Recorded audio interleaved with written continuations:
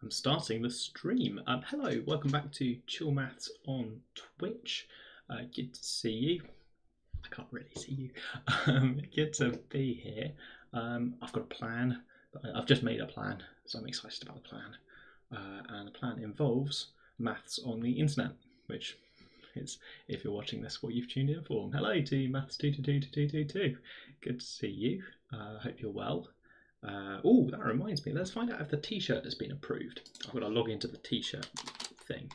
If not, then I think later this week I'm going to work out how to do a thing. What is this telling me? Designs? Oh, it's been published. Okay, great. Right. I should have done this before I went live. Apparently this has been published. What does that mean? Okay. I think my shirt's been approved. I think we may have a shirt that we can buy. I would like to buy one first. Right, okay. Exciting news on the merch front. I might be able to move that forward. Just seeing Maths22222 username, because you asked me about the shirt last week. You reminded me about the shirt. Otherwise I wouldn't have checked. Okay. This time next week, I'll test it out and I'll let you know. Or possibly during the tea break, I will click on things. It's slightly awkward. I'm in some sort of account where I don't want to reveal my credit card details or whatever, so I'm not just going to drag it on screen. Right. Hello, Charlie34711. Good to see you again. Hello, Gary, as well. Hello. Oh. Driving lessons are not going great, but that's okay. I've got to third gear, and that feels like quite enough, really. But apparently, you need to get beyond third gear in order to be able to, drive. Third gear, though. Wow, crikey! I'm excited to find out what comes next. Step has finished, so you're back to maths. Oh, how did Step go? So for a long time, you were doing some Step practice, I remember, and then coming here to avoid Step. And then, frustratingly, I started talking about Step a bit, so then I stopped doing that. But yeah, it's good to have you back again. And doing maths again. Well, not that you stopped, but... Great. Okay, my plan for today... my plan for today is... I realised that I didn't... my plan is section 6, and people who've been following for, as was pointed out last week, several months will know that I've been going through page by page meticulously, reading everything in some sense, and I'm skipping a bit. In my defence, there is a section, quite a large chunk, that is optional that I'm skipping, and also some stuff where it was about to dive into the difference between class number and symmetric class number, and I couldn't face that. I thought, I want a reason. So this book is Topology of Numbers. We've been looking at it for several streams. This is a good point to join in, though, because we're about to get to, well, hopefully something like the point. I thought that went on airplane mode when I put it upside down. Let's just go pop it up. Turn that off so it doesn't buzz. The book's called Topology of Numbers. It's got a really great front page. Let's just quickly get the front page on screen because the front page is nice. The front page looks like this. Topology of Numbers. With this diagram on, which is a diagram of all of the fractions. We're trying to understand all of the possible values you can get when you calculate x squared plus y squared for coprime numbers x and y, or possibly additive things that are not necessarily coprime. Hello, Boom and Will as well. Good to see you, and hello. Yes. So we're trying to get all of the other things there. Right. Okay. The 3D Desmos genes. Long time. Yeah, there was a good colour in there, wasn't there? Yeah, sort of bluish and maybe the purplish as well. I don't know, maybe purple jeans or what everybody wants these days. Well, we're doing shout outs. Shout out to DSDK123, which is a great username. I like it a lot. Who followed me 6 days ago while I wasn't live. Thanks for the follow.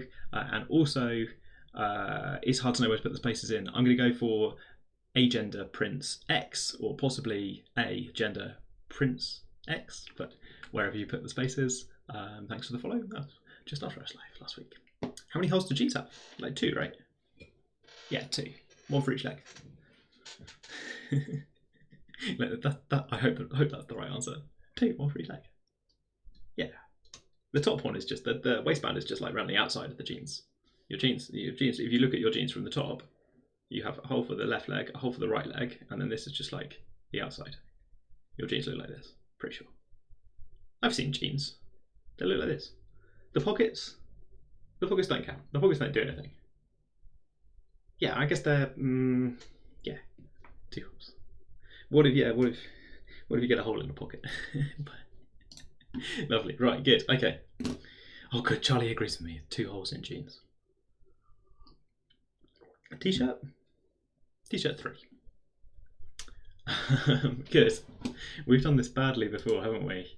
I did something really terrible with trying to work out the genus of Matt Parker's mug with a hole through it. That was bad for me. Right. I'm not always correct. If you want a stream with always correct, then you're going to need to find a different mathematician. Okay, so I've skipped a big chunk of section 5. Part of it because it was labelled optional, and part of it because I was getting in the weeds too much. So this is an attempt to skip to section 6, where I think there might be stuff that I care about again, like this kind of number theory question that I want to understand a bit better, which is which numbers are the sum of 2 squares. Some numbers are the sum of 2 squares, like 10 is 9 plus 1, and some numbers are not the sum of 2 squares, like 7 is not the sum of any pair of squares. Here we go. Right. Oh gosh, my eye has just done something funny. Good. Okay. What a time to be struck blind. Okay. With the various things we have learned about quadratic forms so far, let us return. This is why I wanted to skip it. Return to the basic representation problem of determining what values you can make out of this. But really, I care about 1, 0, 1 x squared plus y squared, which is maybe the most basic question. Okay.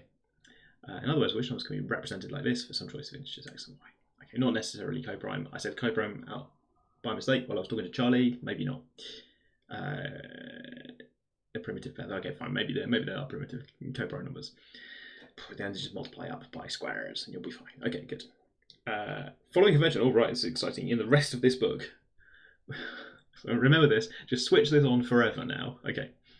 When we say that a form Q represents a number n, we mean that n is equal to Q for some primitive pair of integers. Okay, so the coprime things come back again. Good. Okay. So x squared plus y squared represents 10. We're not going to say that x squared plus y squared represents 40, even though 40 is 36 plus 4, because that's just the previous thing I said multiplied by the square 4. We're looking for things that can be made with coprime x and y. Traditional terminology, flipped a page. Traditional terminology has any solution is called a representation. Proper or primitive. Okay, we're just gonna get on with it. We're gonna call it save many words, not to have to insert an extra modifier. Okay. Elliptic and hyperbolic are the most interesting cases. I agree. The elliptic ones are the ones like which numbers are the sum of 2 squares, and the hyperbolic ones are things like what values can you take off this, what values can you do this, or occasionally we might ask when is this equal to 1, or how many ways are there to make this be equal to 1? And we will have, we're interested in that one, I guess, because this one gives us approximations to root 2.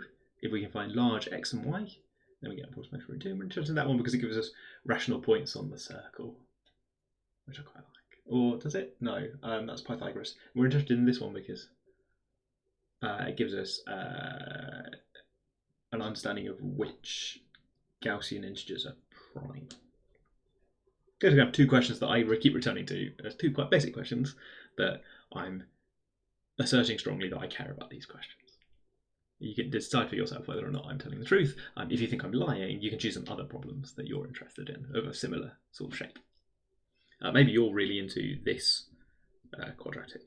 Understandable if you are. I'm quite interested, I suppose, in whether that I think that's related to Eisenstein triangle? Eisenstein triples? Eisenstein triangles? I'm always going on about Eisenstein triangles. They're these ones, right? Have I mentioned these recently? The ones with an angle of 60 degrees. Or ones with an angle of 120 degrees. So you get things a bit like Pythagorean triples. But look, this one goes a squared plus ab plus b squared. Maybe that's your motivation for caring about the quadratic form x squared plus xy plus y squared. Maths22222 in chat is interested in that one. Although I should note that that one, x squared plus 2xy plus y squared, is... Oh. I was about to really confidently say that it was not elliptic. Does that mean being mean? Yeah, because when...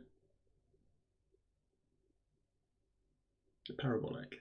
There we go. Because it's x plus y all squared. Good times. Right, okay.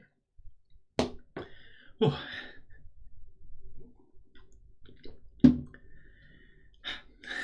Keeping me on my toes.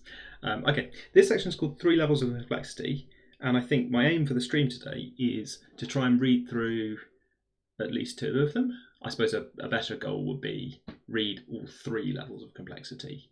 So there's this text at the start, and then it says level 1. So it's like the adverts for those games, right, where it says Mafia level 1. Ooh, pretty scary. Mafia level 100. Wow. Mafia level 1000. You should play this game. Maybe we get different ads or something, but I get loads of those. So we're going to understand quadratic forms or on 3 levels as well. Different levels of understanding. Single zero region. That needs parabolic, right? Or am I supposed to say zero hyperbolic? I've got scared now. No, zero hyperbolic is just fair. Yeah, it's got a repeated root on the rationals rather than 2 separate. Yeah, okay. I'm happy. Right. What sort of answer? That's a good phrase, isn't it? End result would be a reasonable guess that will be verified in the rest of the chapter in the next one. Okay. This book's always telling us to read the next chapter, by the way. I saw Charlie say they're going to read up to chapter 7. You will find, I imagine, that chapter 7 probably says you've got to read chapter 8 to know what's going on. Okay. Sort of teasers for the next one. Escalating stakes. At least for fundamental discriminants. Can I remember what a fundamental discriminant is? It's one where it's not a square multiplied by a different discriminant. We have a few cases for this. To do with its factorization. I can vaguely remember these. So product of odd primes not squared will be fundamental. And then if you want to put a multiple of 4 in there, you can, but you need this thing to be 4 times some primes. There was the 3 cases that we had before. And you can even go to 8 times something, but then you need the rest to be... Can you go to 8 times something? Yeah, but you need to make sure that the thing you drop down to isn't... Maybe 8 times is fine. Anyway, right. We should read the book backwards. That would maybe be better. Although...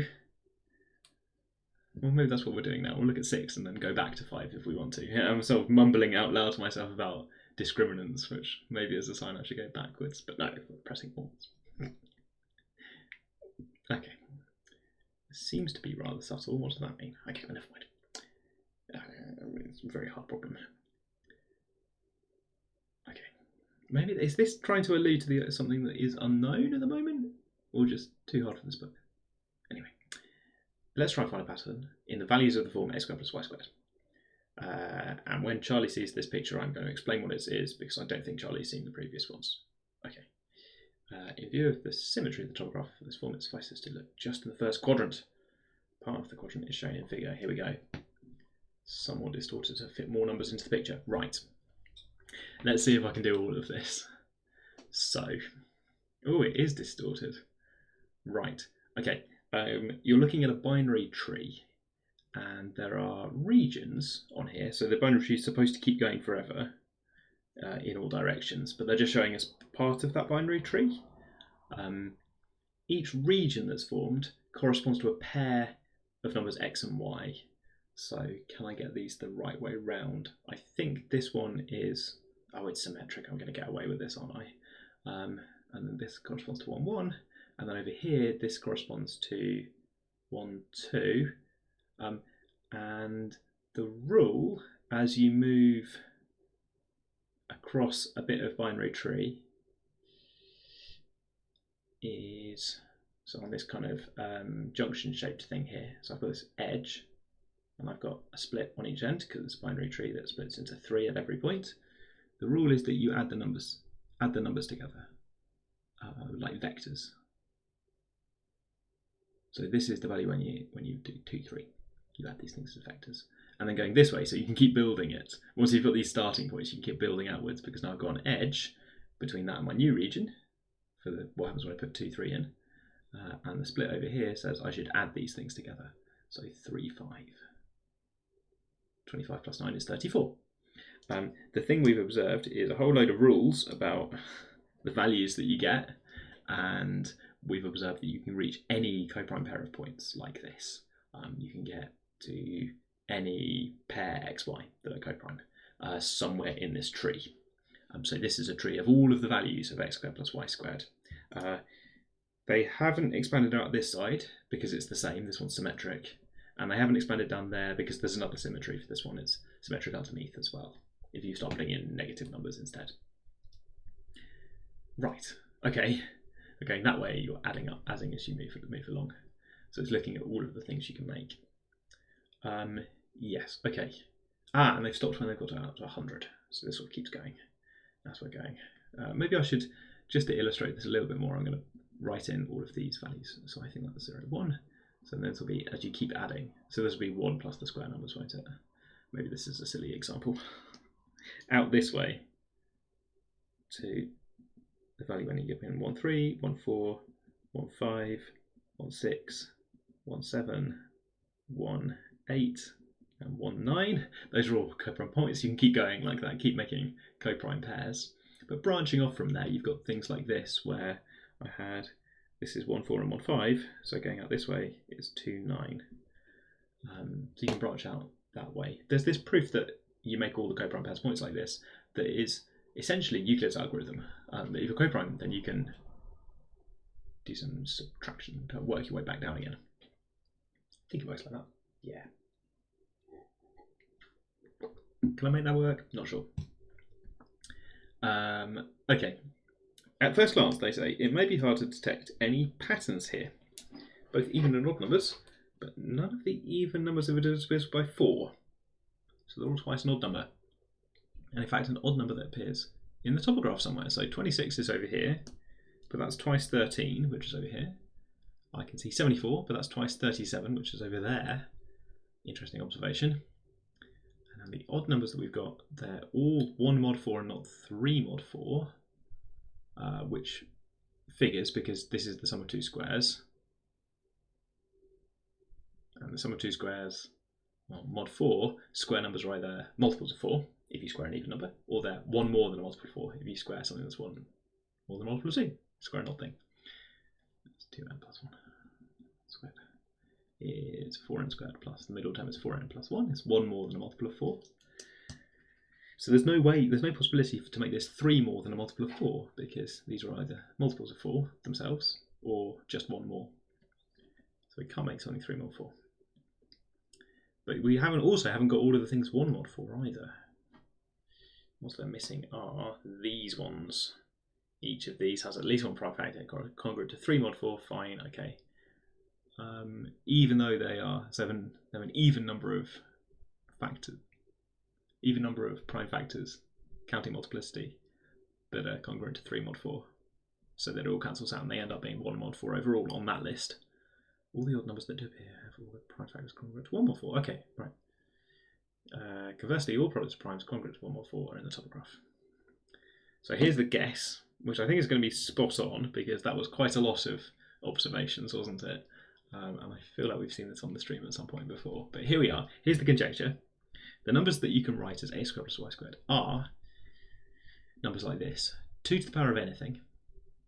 P1, P2 up to Pk multiplied together.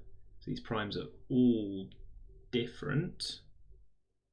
Have they said that? Not quite. Let's be careful. These primes are all different, and they're all 1 more than a multiple of 4. So if you range over everything, not just the primitive pairs, then you can put in, you could have P1 to the power of 3 or something. That would be all right. Multiplying out by the square of P1. So you get this m squared out the front. Is that allowed for all the 2's? Yeah.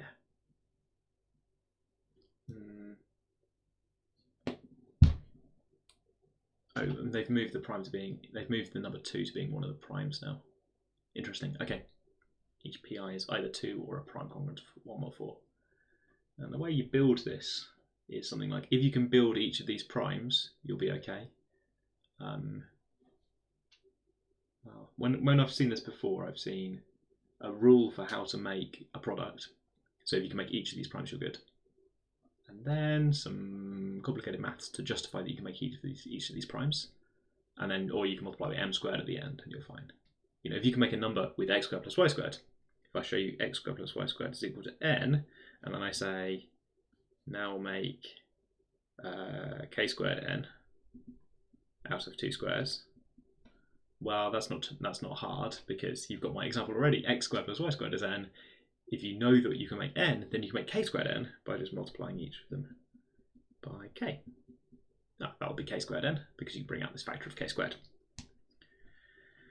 So I think that's why we're talking about primitive pairs. Anyway, here we are. Good. Okay.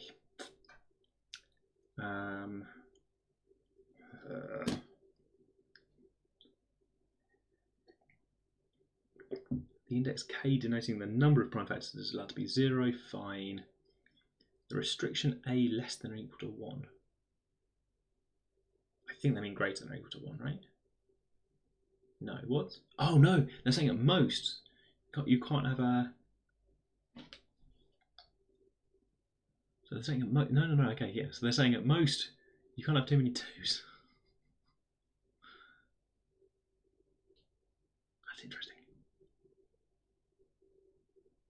But then once you're allowed to multiply up by a square, then, well, if you want 2 a's, you can multiply by 4 and you're fine. If you want 3 a's, you can multiply by nice. Yeah, I don't know. This thing, is that the product rule thing, where I've heard that with a different name. I can't remember which name though. So maybe it's called the Fibonacci identity. But there's this fact that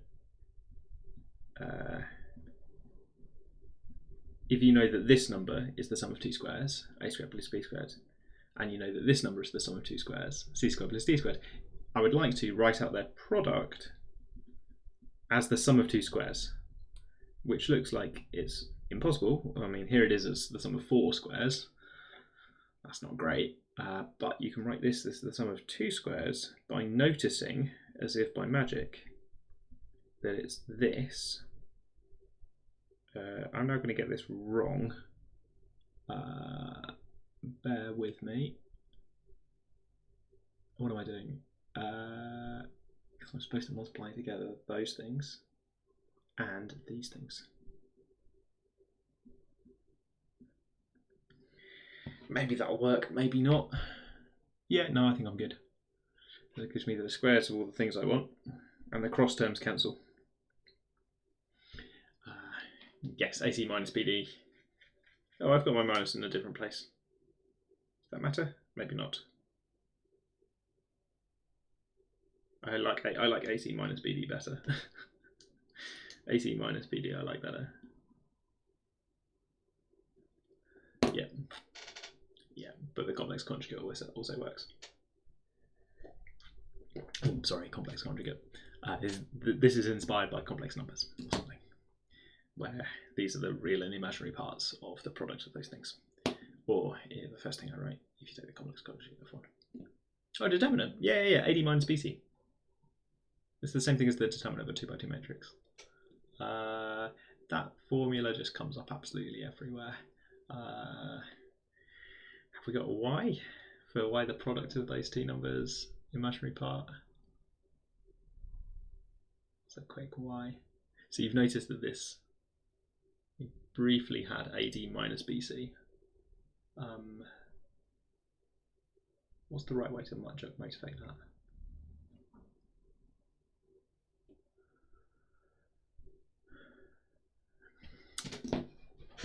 So I want to tell you about an area fact, right?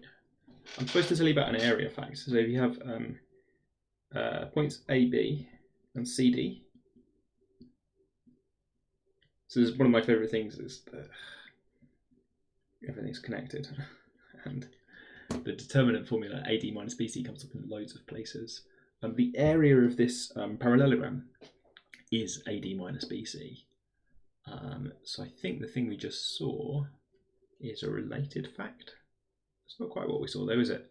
Because we saw a fact about the length of some lines. Yeah. It's always matrices.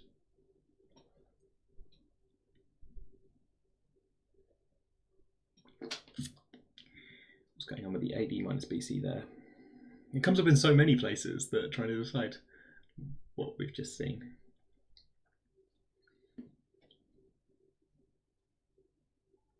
The imaginary part of the product. So I think we've just noticed that given Z equals A plus BI and W equals C plus DI, we've just seen that the imaginary part, I'm thinking of these as complex number things, sorry, AD minus BC, the imaginary part of Z bar W is equal to AD minus BC, which is the same thing as the area of the parallelogram formed by coordinates at 0, Z, W, and Z plus W, which I'm sure someone will tell me is just obvious because areas are all about the imaginary part of products of numbers. That I'm not so sure. But AC plus BD. AC plus BD is the dot product of the two things, right?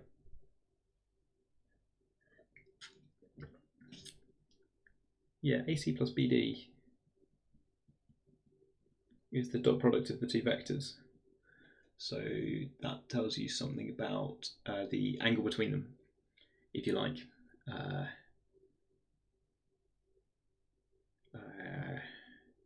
The dot product is also mod of the first one, size of the first one, size of the second one, cos theta for the angle between them. So the geometrical interpretation of this dot product, you might say something about angles, up to, it's larger. If A and B are just larger numbers, then you get a larger number. So I shouldn't just say it's the angle. I mean, it gets larger if you make one of the vectors larger. But if you divide it by the absolute values, or if you insist that these are on the unit circle or something, then you get an angle. Yes, AD minus BC is the magnitude of the cross product. They're all related. All these things are the same thing. AD minus BC tells you the value of,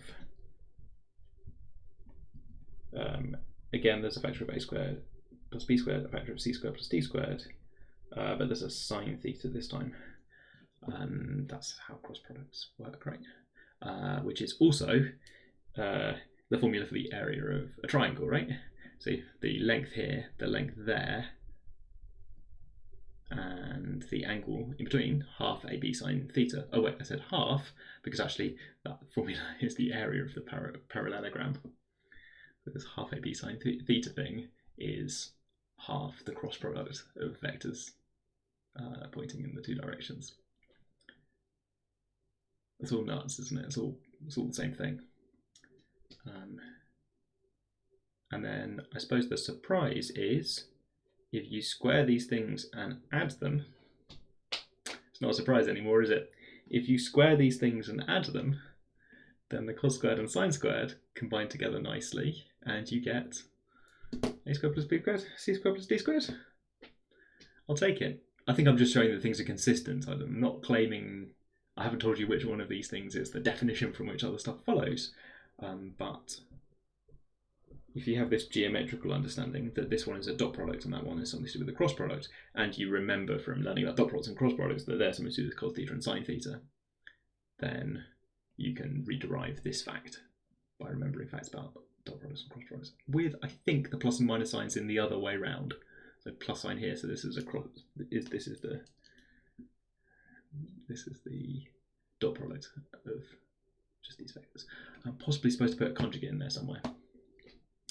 Yeah, so it makes sense, except I'm being a little bit disingenuous because I'm relying on this fact that you're told in the first time you learn about dot products and cross products. You're told these facts about cos theta and sine theta, and I've used those, right? You said, is that a cross product? And I said, yeah, it's mod sine theta. But In fact, people often use this one as the definition of theta. And then you've got to do some maths like this maths to derive, well, how large is the cross product. So I'm being slightly disingenuous by not showing you where the starting point is. Hello, me, Michelle and Rex, you're right. We've just been talking about dot products, cross products, area, complex numbers, sum of two squares, all at once. It's been good. Good to see you, me, Michelle and Rex. The reason you might, by the way, just to finish the thought for maths 2, the reason you might define theta like that is that it generalises really nicely to higher dimensions. Not higher dimensions of complex numbers, I suppose, because what does that mean? But high dimensional vectors, or even if you have other sorts of dot product, you can use them to find angles if you really want to, because so long as you can prove Cauchy-Schwarz, then you've got the pound on it. Anyway, which is usually fine. Anyway, good. General inner products, there you go. So yeah, I've seen people say, well, I'm going to define this inner product between f and g to be for two functions, f and x, f of x and g of x. I'm going to define my inner product to be the integral integrating them against each other.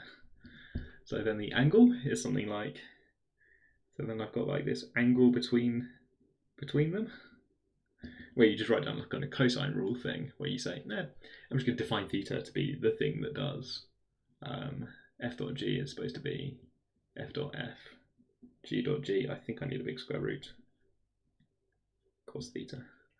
And then you should check that this thing is always positive, so you can do the square roots, or 0. You should check that f def only 0, only, and then I'm going to put only rarely. You don't want this to happen too often. I think only for 0.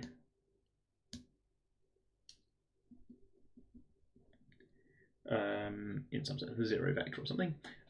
And is cos theta less than 1?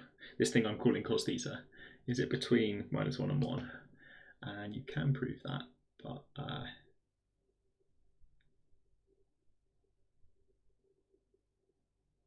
it's not immediately obvious. I mean, it's not hard, but it's not immediately obvious how you might show that this thing is between -1 and 1. I think I can remember the proof for this. I'll try and do the proof for this. It's the thing where you go, you do something like f plus tg, where t is a scalar, dotted with itself. Let's see if this works. Oh, I'm interested now. Can I get this to work? I'm very sidetracked. If anybody's tuned in because I said I would do a thing, and then I haven't done the thing, I'm sorry. But I'm having fun. So there's this quadratic, but this thing on the left is greater than or equal to 0. I'm using the fact that this thing is always greater than or equal to 0. Is that obvious? Yeah. Oh, f is, yeah, I think I want f to be a real valued function, so that I can have this positive fact. Who said covector? Who did that? Me, Machine Rex said covector. Okay. Real valued, and I think I need it to be, integrable. So I'm just going to say smooth. I'm not in the mood for how smooth your function is supposed to be. I'm going to say very smooth, so that you can integrate it. Good. Right. Okay, so this thing's positive, which means I've got a quadratic in t. Can I remember how this proof works? Am I just going to stumble into this proof? That's greater than or equal to 0, which means that its discriminant must be, well, this quadratic is greater than or equal to 0, so it's got at most one root. Quadratic is greater than or equal to 0. Could be this one, I suppose, with a repeated root somewhere. So its discriminant must be less than or equal to 0. But its discriminant is, I'm going to have a weird factor of 2. I don't love that. Oh no, it's going to go away in a second. -4. Situational awareness. Looks pretty good. So this is going to tell me that fg squared, I'm possibly going to get an inequality the wrong way around, but I'll be able to fix it, I think. Which tells me that when you've got this thing, I'm going to take a square root, which seems fine because everything's real and positive. These things are positive. Yeah, this thing's positive as well. Is it positive? Might not be positive. So I should put some mod signs around it. And then I think I'll find that this thing I'm calling cos theta really is between -1 and 1. I've run out of space. No, let's go. So absolute value of fg divided by root ff gg is less than or equal to 1. So we can call it cos theta using our regular cos theta. Good, right, okay, I'm pleased I remembered this proof, which I don't think I've looked at for a while. That's good. It's just a proof that's on Wikipedia or something. It's not secret knowledge, but here we are. Okay, so you can define angles whenever you've got these properties. This is the nice thing, that down here I'm only using the fact that thing in a product itself is positive or 0, and I'm just using a fact about quadratics, so I don't need to know anything about the inner products.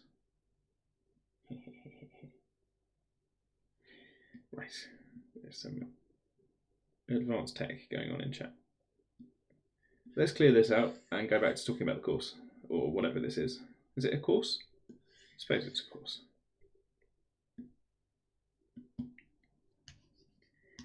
A course in number theory, eventually. We've just left the lecture notes at this point where they've got an amazing fact.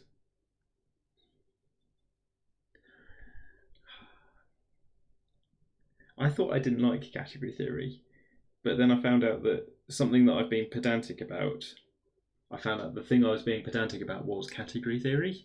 So,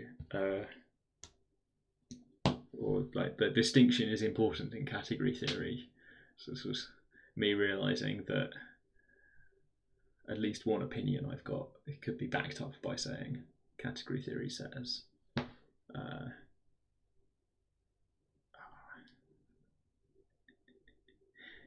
The thing I care about, by the way, is that for numbers, for like a very basic set theory course, we've got, and this happens a lot, you've maybe got a set x, and you've got a set y.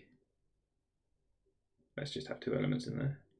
And you've got a function from x to y defined by such that f of 1 is 1, f of 2 is 1, f of 3 is 2. Lovely, lovely function. And then the question is, what is f of 1, 3? And the answer is no, bad, wrong. You shouldn't be allowed to do this. Your function can't accept a set. This is a normal sort of notation that people do.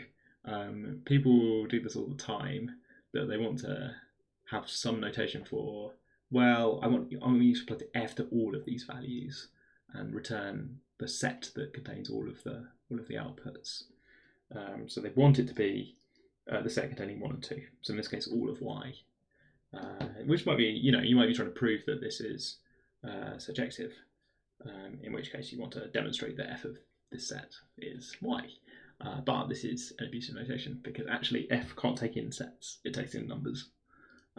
But this is so common that loads of people just do this anyway and just say, we sort of define f. If f is taking a set, then it returns the images of all the things in the set.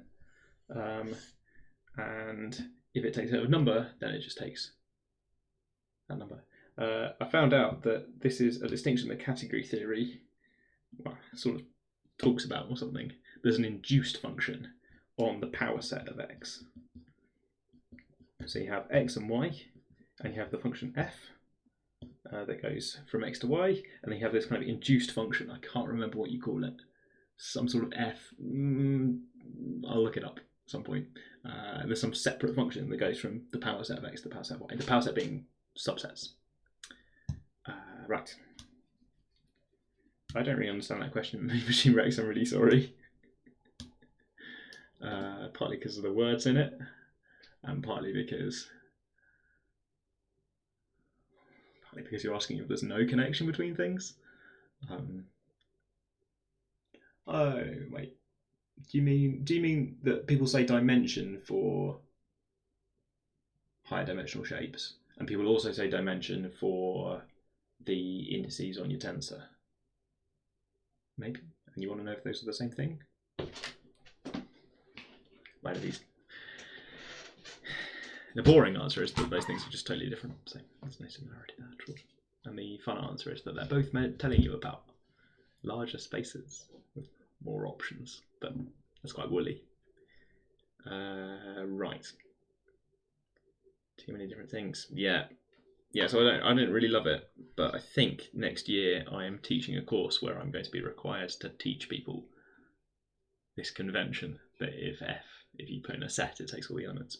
I kind of want to design a terrible example, because who says that your set, what if the set contains 1, 2, has a set inside containing 1 and 2, and then 3, and then 1 and 3. And you have y, which is the set 1 and 2, and the set containing 4 and 5. You can make some messy example like this, right? You can put sets inside sets, and you define f defined, so f from x to y defined such that, and then I've just got to tell you what all of these things are. F of 1 is 1, f of 2 is 2, f of the set containing 1 and 2, I'm going to define to just be the set containing 4 and 5. That's an element of y, I can map it over there. F of 3 is 1 again, and f of 1, 3 in curly brackets is 2. And then the question could be like, what's f of the set containing 1 and 3? And the two conventions now clash, because when you see the question, you're not sure whether I mean just plug in this element of x, or whether this is the weird notation where you want me to take 2 elements of x, bundle them together into a set, evaluate each of them, and then bundle them back together again. In this case, they're both 1, so should I return 1 or the set containing 4 and 5? Mad. Yeah, I think it gets worse the more you're trying to do. I don't know about group structure. I can't see. Yeah, that becomes ambiguous. Although introductory courses often don't have examples like this, where you have a mix of sets and numbers. I think they should, though, because I think introductory courses should have more scary things in sometimes to show you that. We don't want to lull you into this false sense of security that sets only contain numbers. It'd be much easier if they did. If sets could only contain just your favourite numbers in a row. Because then you'd always know if you're putting a number into a thing, you're good. Oh right, yeah, okay. Yeah, you could invent all sorts of problems, I suppose. If you label the group G, and then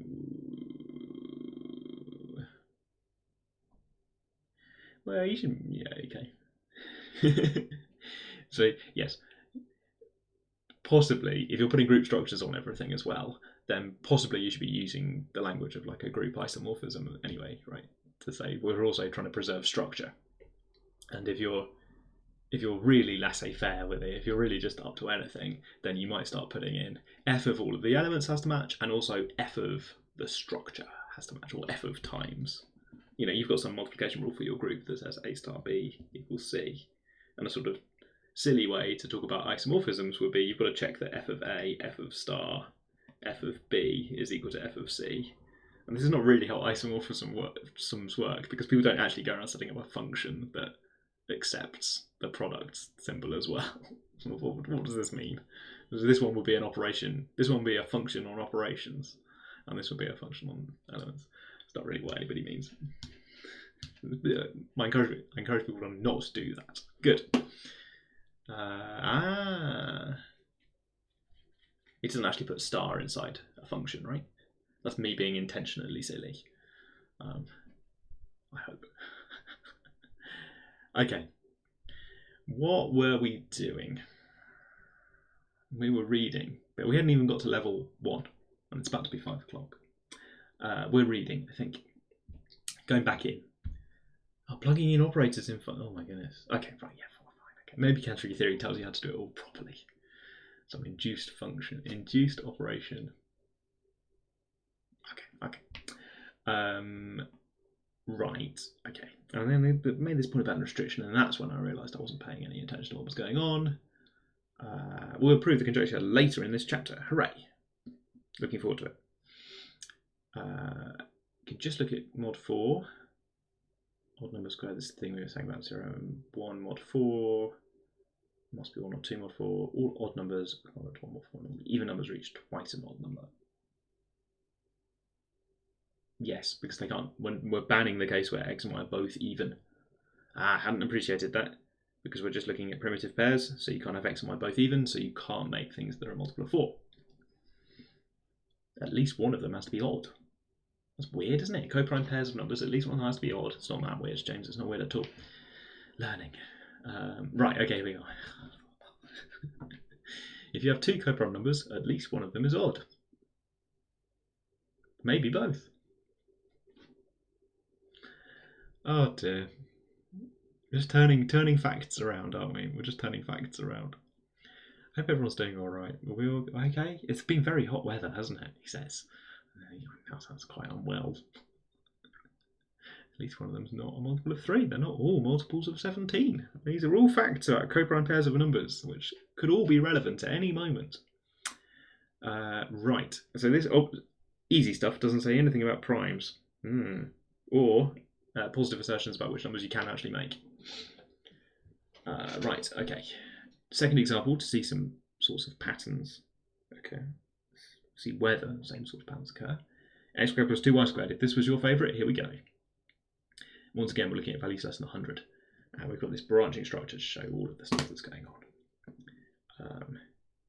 Even values here are just double the odd values. So once again, you still can't make a multiple of 4 out of this. If we had x squared plus 3y squared, I think we'd start to see some interesting multiples of 4. Yes. Is it 90? It's been warm. It's been sort of in the 30s in England, which is too much for me. Yeah. 19 sounds lovely if we're in centigrade. 19 Fahrenheit's really cold, isn't it? Anyway, right. There's a mirror symmetry on this one as well, but now there isn't symmetry that way. So we get all these different values. Nice. Right, I don't know what the answer is for this one, so Book is going to give me, I think, a good conjecture. What do they notice when they look at this? Odd prime values are this, and the other odd values are all the products of those primes. The odd prime values are not determined by their values mod 4 now. We've got all sorts. We've got things that are 1 mod 4, we've got things that are 3 mod 4. But instead, by their values mod 8. They're all 1 or 3 mod 8. What? There's a different sort of rule. Let's do the little wow face. There you go. Apart from this change, the answer to the representation problem is completely the same, but just a different sort of primes that you're allowed to have. That's weird. Okay, this is weird. I'm into this, I think. Completely analogous. So if we understand the sum of 2 squares problem, then maybe we can understand this as well. There's something going on for both of them. Which numbers can you write as x squared plus 2y squared? Then these, with each prime congruent to 1 or 3 mod 8. And then multiply up, so we're all right. And there's a weaker statement that you can only make things that are 1, 2, 3 or 6 mod 8. But this is actually better.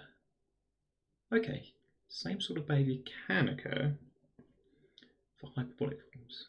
Next example, here we are. The negative values of this form happen to be just the negatives of the positive values. So we need to only show the positive values in the top graph.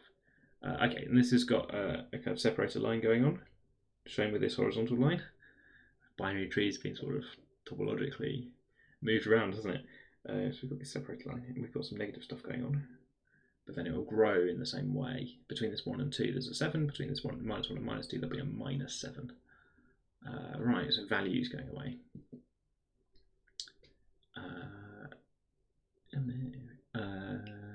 Right. And then they're going to tell me that this is you only. What sort of primes are you making? What sort of primes are you making? Can I spot it? So we've got things like 17. Have we got, is that, what is that? That's 2 times 47. 47 is not in this, or 47 is in this picture. So we've got some primes like 47, 23, 41, 7's prime, 73's prime, 79 is prime. This is 2 times 49. Oh, we've got 49 as well, which is not a prime, but interesting to me. 71's prime, 97's prime. We've got loads of primes in this one. He says, circling numbers, maybe too many of them. And then these are all double things I've circled. So we've got things that are products of. It's a 7 squared, which is interesting. It's a bit different. Did you miss anything? Not really. We've been looking at this. I'd say the only interesting thing that you might have missed there is we saw on screen a conjecture about which numbers are x squared plus y squared, which we've seen in a different place before. And the interesting thing is that we've been told that for x squared plus 2y squared, it's going to turn out to be almost exactly the same answer, except with different primes that you can make. And I think we're going to see that once you've worked out which primes you can make, you've worked out which numbers you can make. So the answer is like, you can make different primes, but then the answer is the same sort of shape. So that's my only wow thing so far. Right. Okay, here we are. Okay, this one's got 49, which is interesting because it's a square number. We haven't made any squares yet. Okay. Here, the primes that occur at 2 and primes congruent to plus or minus 1 mod 8. Different again, but same sort of shape. The non-prime values that occur are the product of the primes congruent to plus or minus 1 mod 8 and twice these products. But that's not talking about how we can make squares now. Oh, no, squares were. No. I'm interested that we. Oh, so maybe we always were lab repeats? No. Will we lab repeats? Can we make any squares in any of these pictures? Can I see 25 or. Yes, squares are allowed, aren't they? 25, because it's the sum of 2 squares, Pythagorean triple. We were allowed repeats here. These primes can have repeats. I said it out loud, but the thing I said out loud was wrong. I've skim read Mean Machine Rex mentions this new paper that links together definitions of primes by partitioning integers. I've skim read it. I'm aware that the problem of partition, the partition problem, is really hard. And this thing is sort of like, it's not an efficient way of determining whether a number's prime or not, as far as I can tell. It's sort of, I see it as linking together two hard, complicated things, which is good. I like links, I like connections. Banging on about discriminant earlier. But I think some of the hype around it has been as if we now know all of the prime numbers or have some really more concrete understanding of what the primes are, and I'm not sure that's true. The Scientific American article is, I mean, that's where I started. And then I started trying to dig into the partition functions a bit more because they're not ones that I'd heard of. And the Scientific American thing, I think following the paper, uses the phrase well-known partition functions. Let's have a quick look. Let's put it on screen if I'm going to talk about it. We're now a news commentary sort of stream. Here we are. It uses this phrase which I'm not saying this is spin or hype really, but it uses this phrase well known. Where's it gone? Can I find it? Pretty sure it uses this phrase well known. Well studied partition functions. And then I couldn't find anything about these. So they're not like they're not the partition function. They're somebody's partition function. Maybe if you're in the space, then these are like really well known. But if you just search for partition function on Wolfram MathWorld or something because you want a quick answer to what's going on here, then you do not get an answer on Wolfram MathWorld for what these three things are. Don't worry, it's not gonna, as far as I can tell, it's not gonna help anyone. Get crack RSA. Right. So sort of relating together the hard question of, is your number prime? We've got this large random number, is it prime or not? That's quite a hard question. And replaces that with the question, is this thing 0, where you will need to know M1, M2 and M3 in order to calculate it on the left. And those are also quite hard. So it's not clear that that's it'd be nice if this was a nice simple definition, right? Like if you show me a huge number and the rule turns out to be just count how many zeros it's got, that'd be great because I could do that. Just count how many zeros it's got. If it's 3 or 5, it's prime. That'd be a great rule. If we could discover that, yes please, because then I can quickly check loads of primes. I can make my list of primes really quickly. Only got 3 or 5 zeros. Perfect, love it. If I've got to go and take my large number and plug it into these things, then I'm just saying there's a lot of complexity in those things as well. So what the scientific American thing, I think reads as a sort of, we've reduced this to a well understood thing, but we've reduced it to a well studied thing. And I think that's not the same.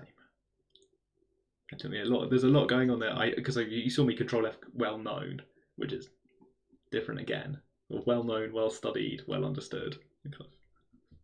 All slightly different. Oh no. It's good. I think it's really good. I love partitions as well. Because I've been doing all these videos with Skittles, which are about partitioning a bag of Skittles into the different colours.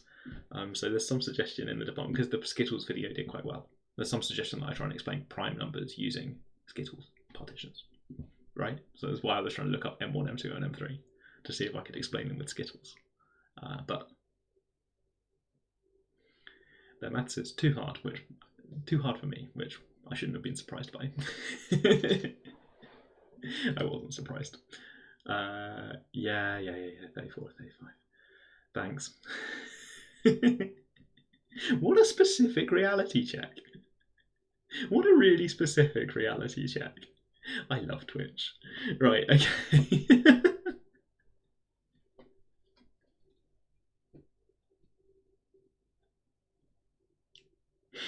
Oh, goodness me.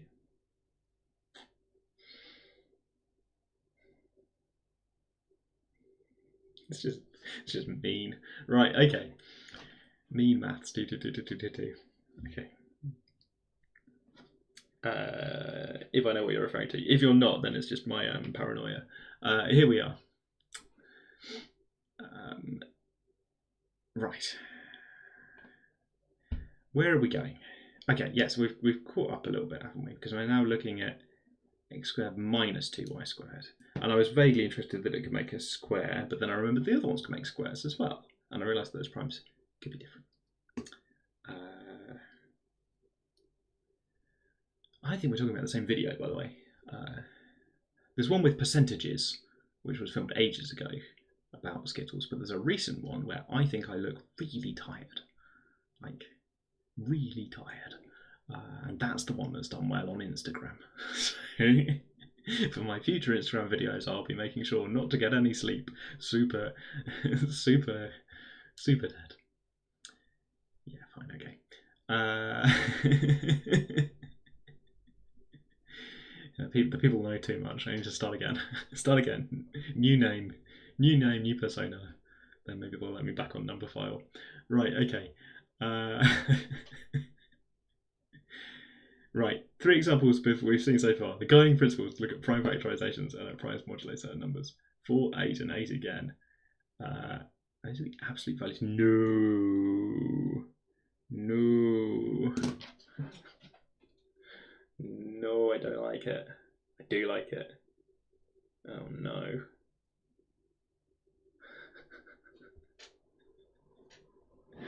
Right.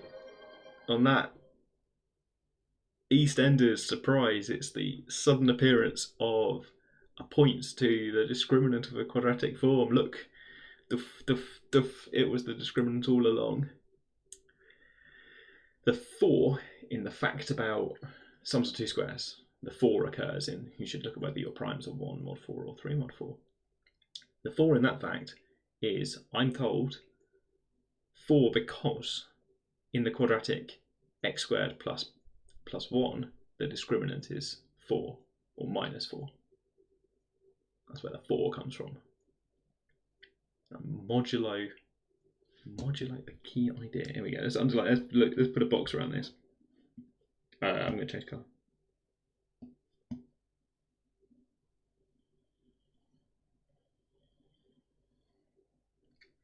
Yeah, that's the selling point. I should write that on the front of the book. Then I can have that in mind. During the 4 or 5 chapters about discriminant, looking at primes modulo the modulus of the discriminant. Yeah. Right, okay, let's grab some tea. Yes, math. Sorry, I wake up in a cold sweat, thinking about how the one time I got to do a number file video, I said, which way round was it? I said one of the numbers 34 or 35 instead of the other one, and everyone in the comments pointed it out immediately. It was amazing. You should always script it. If you're gonna do a video, you gotta script it, even if you want it to make it look not scripted. I should be scripting this. Long pause. Cut to ad break. Oh, sorry, I should press the ad break. Right, okay. Imagine if this was scripted. That would be awful. Just scrolling on an auto cue for 2 hours. Mumble to self about discriminants. Oh, okay. Oh dear. Can I work out why I did that? Why did I do that? It's like 100 divided by e or something, but it's not actually n times e or something. Yes, n times e. So I got mixed up.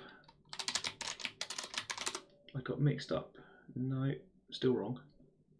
What did I do? I'm gonna watch my stupid video again now.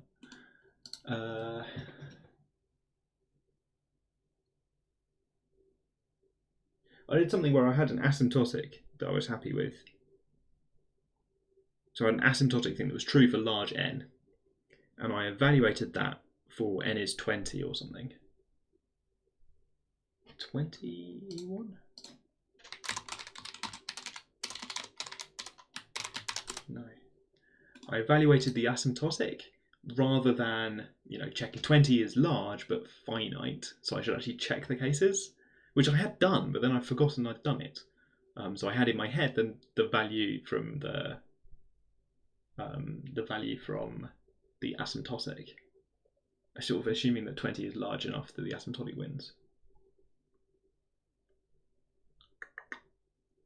Right, you got 2 subtly different problems, and I had switched between whether I was going to talk about the asymptotic one or the specific one. Also, the correction term on the asymptotic is order 1, so I shouldn't be commenting to the nearest 1 anyway. There was like a maths thing going on.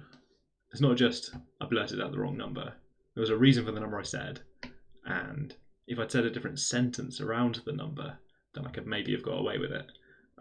But the sentence I said was slightly stronger than it should have been, and wrong as a result. It was really maths is hard, right? Brady sounds like a YouTuber. What? We're talking about Brady from Numberphile. What is this? No, I actually want about Skittles. Skittles everywhere now. Skittles is my thing. It's not my thing. Skittles is the only thing I'm going to make videos about from now on. It's all stars and bars. Stars and bars and counting, and we're going to do a series of financial guidance videos where we tell people about real life finances, but only through Skittles. Only motivated by how many Skittles you can acquire over a lifetime. How should you invest Skittles for future gains? That's what we're going to do. Right, amazing. I'm having some sort of weird. Is this a break? Is this what breakdowns are like? Am I having a breakdown about 34 and 35? Two very similar numbers? Oh, there's a song for this, isn't there? Ariana Grande has a song based on the numbers 34 and 35. If you want a soundtrack for your coffee break, you could look up 34, 35 by Ariana Grande. I'm going to go make a cup of tea. I'll see you in a minute or two, depending on how fast my kettle is today. While it's doing that, you can discuss Ariana Grande in chat, or you can make a cup of tea yourself. If you hang around here, you will see a screen that says back soon while my kettle's boiling. You might see an advert. If you see an advert, then you are very slightly long-term helping a charity. Because if this Twitch stream ever cashes out, and it's hard to imagine that, isn't it? But if this Twitch stream ever cashes out, it's going to charity. Right, back in a minute with a cup of tea. See ya.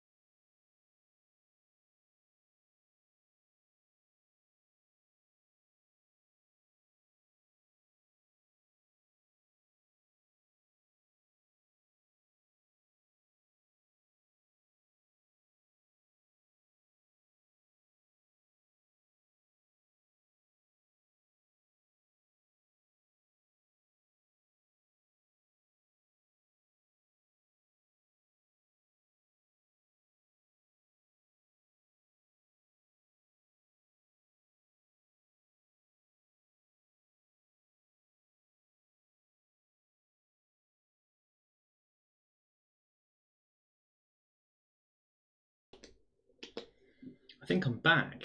Did I miss anything? T-shirts. Yes, I missed the t-shirts. Right, let's see if I can work out actually this t-shirt thing then. I've got to put in my... It's maybe being published. I'm going to try and find out. Okay, that's not worked at all. Okay, let's go. Let's do a search and see if we can just. Ah, that's worked. Okay. Okay, this is also me live finding out what they're charging for stuff. So let's see. This is new. Okay, only the hoodie's been approved? Only the hoodie's been approved. Are they approving things one by one? Why has only the hoodie been approved? I'm so confused. Okay, this is what's going on. We've got a website, Spreadshirt. There's supposed to be a t-shirt here as well, so that I can buy a t-shirt. For people joining, I know it looks really stupid, but this is one way that I can get myself a t-shirt with a design on that I want, right? I can put it on Spreadshirt and then I can get one. They added other products, I thought, why not? And then I thought they'd approved it, but it looks like they've only approved, there it is. That's the design I want, but only on a hoodie. Oh, I shouldn't have done this, because then, what if they're approving them one by one? Oh my goodness. Stickers? Have you got my sticker? You have got my sticker. Oh, okay, right, there's the stickers. I see. Have they approved anything? Oh, they've got, okay, women's loose fit t-shirt, great. A men's slip fit t-shirt, brilliant, okay. Where's the hoodie gone then? Oh, I see. So I go in here. What on earth is going on? Why is it showing me one product at a time? How do I do this? What is going on? I just want to see all of the things that... How does this website work? What is going on? Okay. That's too much for a t-shirt. Why has it done that? Why is it so much? Oh, I need to work on that. That's terrible. What is this? Websites. Right, okay. So if I click here, it shows me a t-shirt. If I click here, it shows me a women's t-shirt. If I click here, it shows me a sticker. And then it shows me stickers. If I click here, it shows me a t-shirt. If I click here, it shows me a different t-shirt. And then here, it shows me a hoodie. And then a hoodie again. Are these filters? Can I remove the filters? Okay, can I just like delete all of that? Why isn't there like a list of stuff? Oh no, okay. So if I go here, a polo shirt. Ah, yes, okay. I remember that Mary said, do they have any dresses? And bad news, they only have one sort of dress and a hoodie sort of dress. So there's kind of two things going on. Is this being approved in real time? Is it adding more stuff to the list while I'm looking? I'm so confused. Oh no, so this is subsets of the... I'm so confused. Oh no, yeah. So there's t-shirt options. You said, is there a dress? So I looked, and there was exactly one sort of dress. Well, there's this hoodie thing, which is like just a long hoodie, and this thing, which I think is horrible. I'll show you, but I think this is horrible. You can disagree if you like, but it's like a really long polo shirt. This is what Spreadsheet has. Spreadshirt, which I use for t-shirts, I've used it before, but for dresses, apparently you can have long hoodie, or you can have long polo shirts, which is possibly, yeah, Murray agrees. Oh my goodness. It was like, where'd you put the design as well? This was quite fun behind the scenes. Where'd you put the design? Because you can't put it over the polo bit of the polo shirt. So you put it here, or, and I think this would be worse, like here, like further down underneath the polo bit. You can't put it on there. Cursor's also white and black. You can't put it over the polo. So it'd be like a weird, tiny, like tiny Gaussian prime design. That was bad. So I don't think anyone's going to buy that. But I put it there for a laugh. And yeah, good. And then so now the category is like hoodie dresses, and this is the only thing that came up when I searched dress, and which I don't love, but there you go. Maybe that's comfy. It's like a really long hoodie. I don't know. They auto suggested that I sell stickers, so there's some stickers. And then I don't understand these at all. Why this is showing me the slim fit up here. Design. Products. I don't know what is going on. Do that. I'll show me the vintage one if I do that. Relaxed. I'll show me the vintage one. tick all of the boxes, and it's still only choosing one thing. If they've got this search tool that can only do one thing at a time or something, I don't understand this website at all. Right, I'm going to do a trial run on this. I think if I can find. Oh, just a normal men's t-shirt. Oh, that's cheaper. Click now.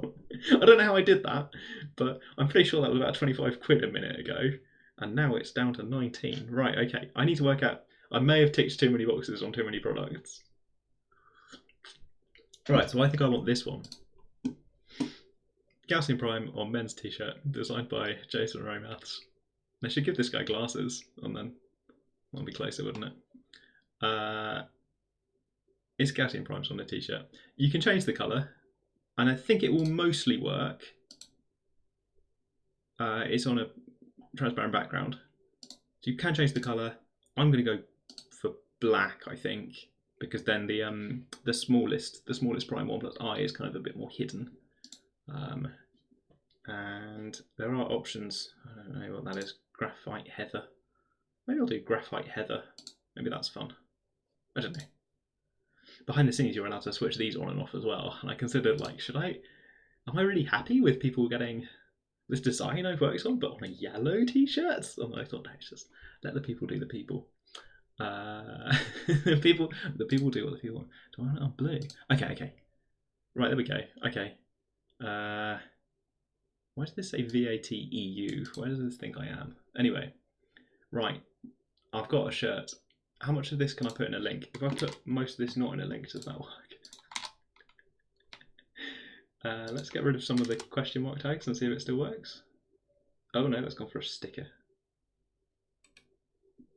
So I have to give you the whole link, including all of that. I have to give you the whole link. Right, okay. Right, okay, great. I'm going to put it in chat. I'm going to put it in chat.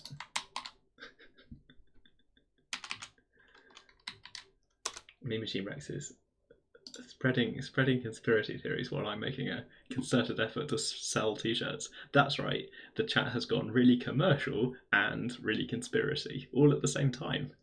Good stuff. Right, I'm going to give that a go as well. I think possibly, I think Maths222 seems keen. You should possibly let me do it first and then report back that I've done it wrong. I think you said you were keen for August this time. What's their shipping time? Standard is a week and a bit. Right, good. Well, that's exciting. We've got a t-shirt working.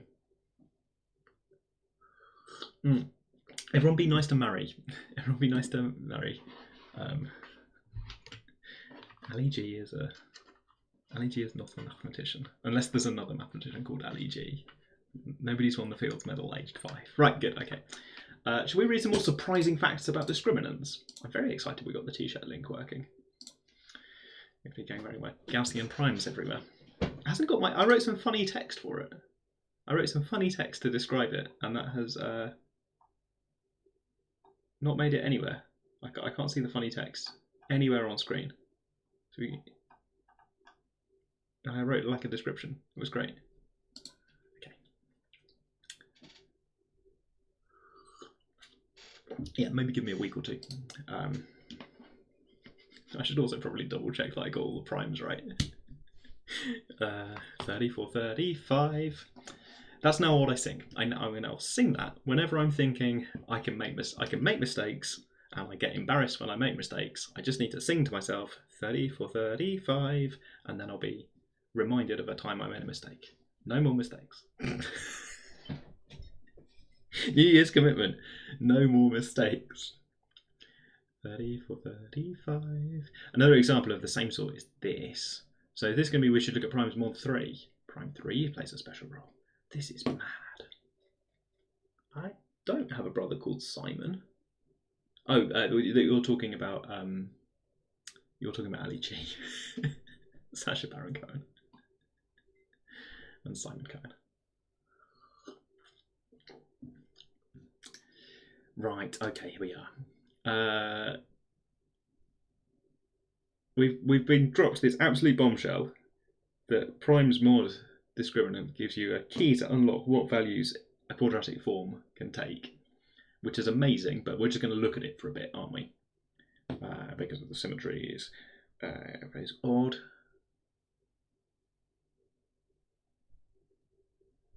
Prime 2 plays no role here. Prime 2 seems to be a bit unusual.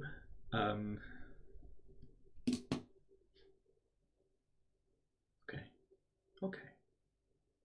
Since the discriminant is -3, we're going to look at congruences mod 3.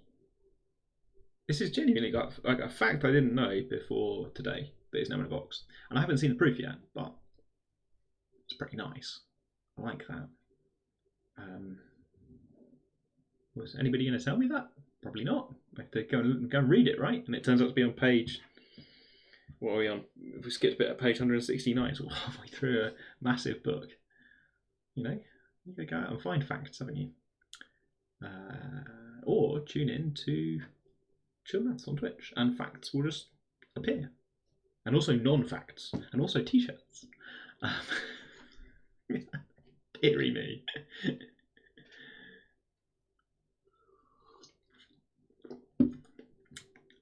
Right. Here are some primes. What are we doing? Prime 3. Oh, special extra fact. This is the first time that the discriminant has been... the discriminant before was a power of 2. The discriminant is now a power of 3. Right, so that bit is special as well. The prime 3 never has an exponent greater than 1. Before we said prime 2. Special primes whose exponents restricted to just the prime divisors of the discriminant. Wow. I still got blue. This is great.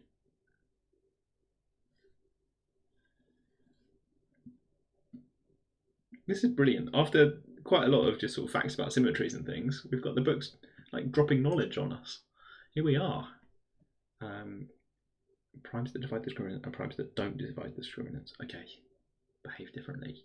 So there were some theorems that I skipped about, well, they were to do with the class number, which I was less excited about. But maybe they'll come back. Maybe that'll come back. Yes, I'm still not excited about the class number yet. I could be, but not yet. All forms of discriminant are equivalent. Well, here we are then. Is it coming up? Is it standing right behind me? Representation problem always has the same type of answer.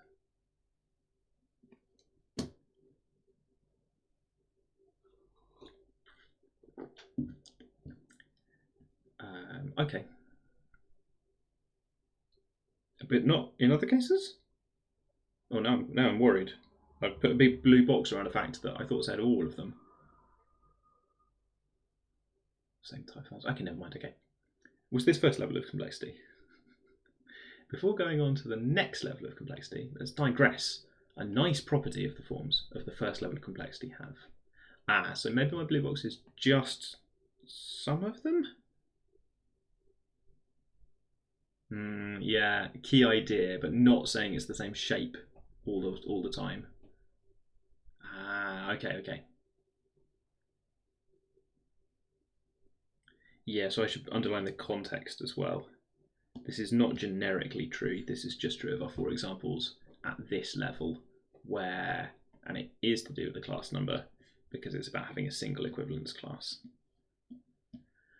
Okay.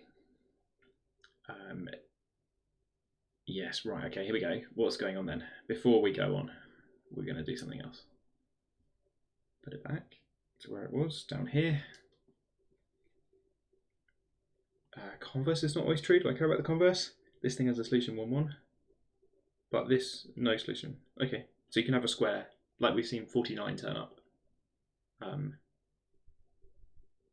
it doesn't mean you can take out a square. Well, the converse probably does hold for forms in the previous examples where you could take out the square and make 1. Yes, okay. Because we know which numbers you can make. We can cancel out the square factors and still have a factorization of that type. Okay, fine. Square cancellation property in the case of the form a squared plus y squared. To determine the numbers n such that the circle contains a rational point. That's what we're doing. Infinite dense set of rational points by sending lines through that point. It's suppose first that this contains a rational point. So after putting the two coordinates over a common denominator, the point is this. The equation becomes this. This means that the equation that has an integer solution. Then the square cancellation property, because we know all the solutions, implies that the original equation has an integer solution. So we see that there are rational points on the circle, then there are integer points on it. Ooh, nice. Not true for all quadratic curves, like this ellipse, which has rational points like this one, but dodges all of the integer points. Okay, fun. That is nice, I suppose. And this comes from, we're using a really big fact in here. So this kind of like nice thing about integer points, rational points, our understanding in this page comes from knowing all of the solutions. So to be able to do this square cancellation thing. So this is a strong, like, we're using a powerful bit of maths. We're not going to do algebraic topology. We're just not going to do Hatcher's other book. Oh my goodness. Oh my goodness.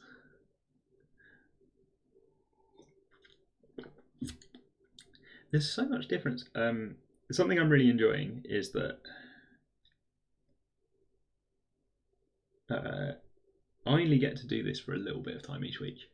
But during the week, I have to do other stuff. And something I'm really enjoying is that people in chat can go off and do other stuff and go off and learn more maths. And this is something I think about my students as well, that I teach my students.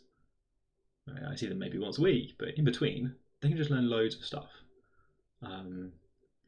One of the nice things about university study, I suppose, is that you get some sort of full-time time, if you're studying full-time, to just learn loads of maths, which I do miss a bit. But also, I've got bills to pay, so here we go. T-shirts in the link, I know.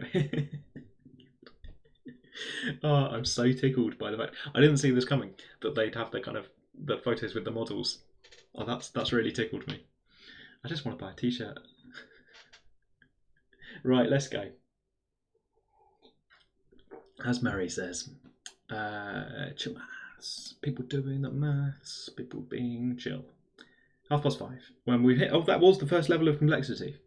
And it seems to be that the levels of complexity, I think, might be separated by class number. Class number 1 might be the easy ones, where the solution has a particular form to do with whether primes divide the discriminant or not. Seems to be what they're telling me, although we haven't seen any proof yet. No maths. Not full-time maths. Not full-time maths at the moment. One day I get to retire, and then I think when I get to retire, I get to just, I don't know, I'll be, what's the retirement age at the moment? Let me just double check. Retirement age UK men. Currently 66, or maybe not me. I have to put in when I'm born. I'd like to know my state pension age. I have to put in my date of birth, so chat's not seeing that. Oh, don't want you to know how old I am. My state pension age is 68. So I can just imagine. There we go then. Maybe that's a chill maths promise. When I get to the age of 69, I can just chill maths all the time. God, don't promise things. Luckily, that is many years away. Right, okay. Second level of complexity. Let's go. Retirement plan? Yeah. So joking aside, no, why would I do joking aside? Yeah. Retirement plan's chill maths, right? And boring things like pensions. It's going to be great. Right, there we go. What are we learning? I once set a question for Oxford Online Maths Club for work. So this is in an official Oxford, YouTube thing, as much as the second channel is official. The question was, Ariana is trying to make numbers, and Ariana wants to make numbers by summing consecutive positive integers. Let's say natural numbers. E.g., 69 is 34 plus 35, And then another e.g. 6 is 1 plus 2 plus 3. Which numbers can Ariana make?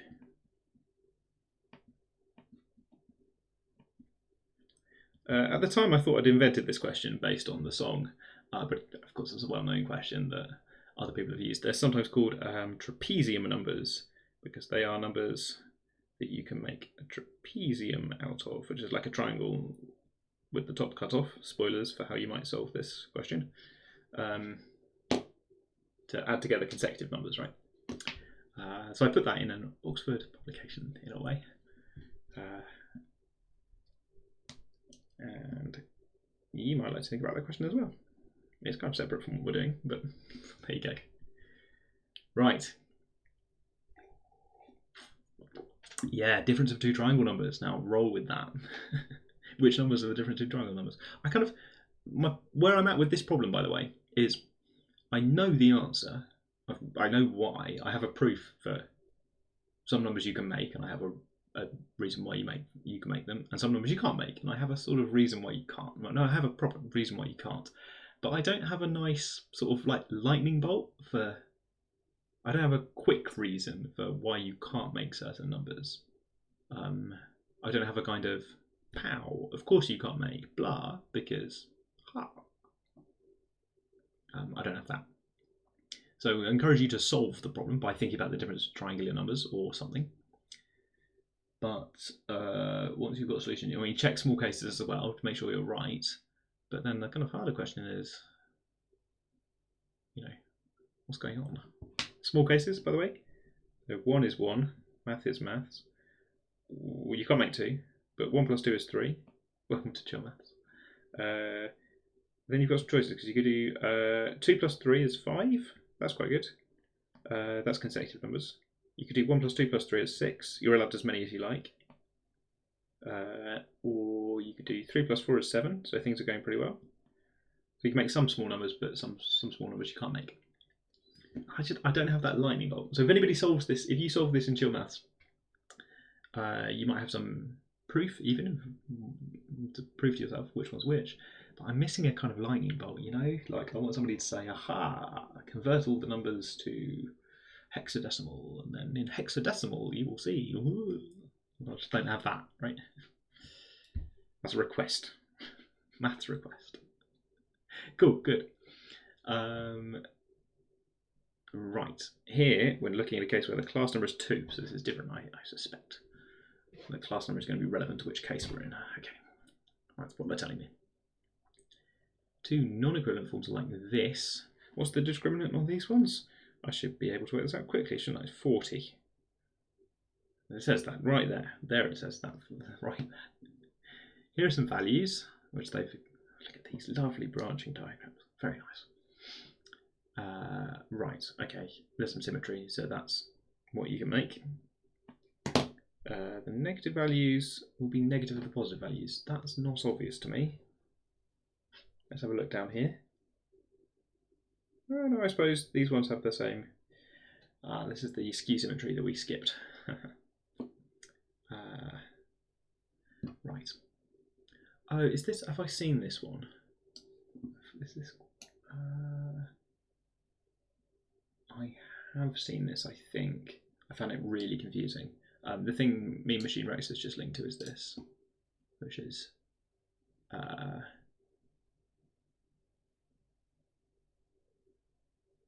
Yeah, I found this just baffling. Select a planet, then select where to place it below, and you have to like go through. I didn't understand it at all. I found the UI really weird. They seem to have changed the UI, so maybe this is better. So it's something like you have 8 of these things, and you're supposed to. Oh gosh, right, okay. You're supposed to put them in, and then go. They have made the UI much better actually. It used to be different. So that would be, I could do 4 times 7 is 28. And I'm trying to get to 5 at the end, so 8. And then I would add 1 and subtract 4. Launch. I hate this so much. So then I would add 7, add 1, subtract 4, and subtract 4. Go. I hate this so much. I have no idea what's going on. Okay, good. Am I supposed to like work it out on paper or something, and then come and enter it, and it'll tell me? Oh my goodness, there's like different ways to solve it.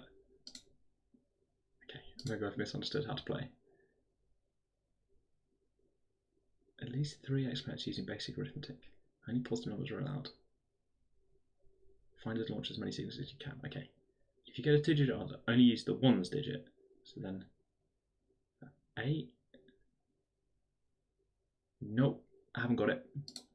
So 4 and 4 was 16? No. And then that 8 comes down here. Okay, it's a valid sequence because 6 times 8 is 48. And then the next 8 will do some division. We don't have to click division or anything, but then 8 times 8 will be 8 divided by 8 level 1. That carries over.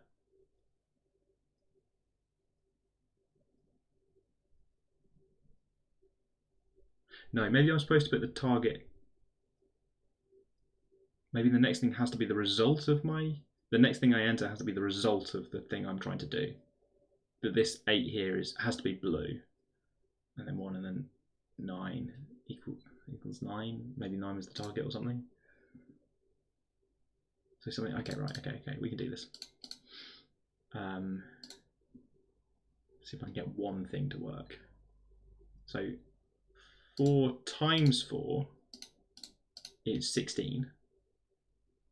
And then I want to take away 1. Am I allowed to do this? Oh, do I need a 6? Maybe. The strings would have to go in there to. I know about taking the last digit, I just don't understand. What? Right, so 4 times 4 is 16. Am I allowed to go anywhere from that? Maybe I'm not, because I can't see a 6. I don't understand. I have like the result of the calculation, and then I understand I'm supposed to do another calculation, but I don't get it. I don't really understand how you could possibly solve this either, but that's a separate question. So maybe I'm supposed to do something like 4 divided by 1. 4 times 1 ends in a 4, and then 1 plus 4 ends in a 5. Hooray! You don't have to use all the numbers. That was one of them. But okay, so it has to be the third thing you have to put in has to be the result of your first calculation, and you're now stuck going from the second to third onwards. So I suppose if I put in a 7 and a 1, but I can have flexibility over what I believe the next thing to be. So 7 times 1 would be a 7. I haven't got another 7. Or I have got another 7. And then I could be 1 take away 7 is negative 6. No, 1 plus 7 is 8. And then I have to as I say, I've seen it. But then 7 plus 4 could be 1, and 1 plus 4 is 5. Okay, it's still not enough. Still not enough UI for me anyway. And also I can't really see how. Yeah, as I say, I played it once before when the UI was worse and didn't understand it or enjoy it. And now I think I roughly understand it but don't enjoy it. Sorry, Hyperjumps. Sorry, Quanta. Love Quanta Magazine. Loads of time for Quanta Magazine. Very little patience for number games. Gosh. I'm so sorry if Quanta are watching this. Luckily they're not. Right, okay. I just don't like the ones where you've got to like there's these ones where you've got to like add the numbers and then choose which operations to use. I don't know. The ones where you have a choice of operation, I've not got into any of them. Right, okay. Yes, so we've just discovered, we're looking at x squared minus 10y squared on the board, which says, oh no, we can make primes like this. And we can make non-prime values that are not multiples of these. And they're like that. They're the prime values. This is nuts. This is just silly. Prime values realised instead by the second form. Is it something like, what's this going to be then?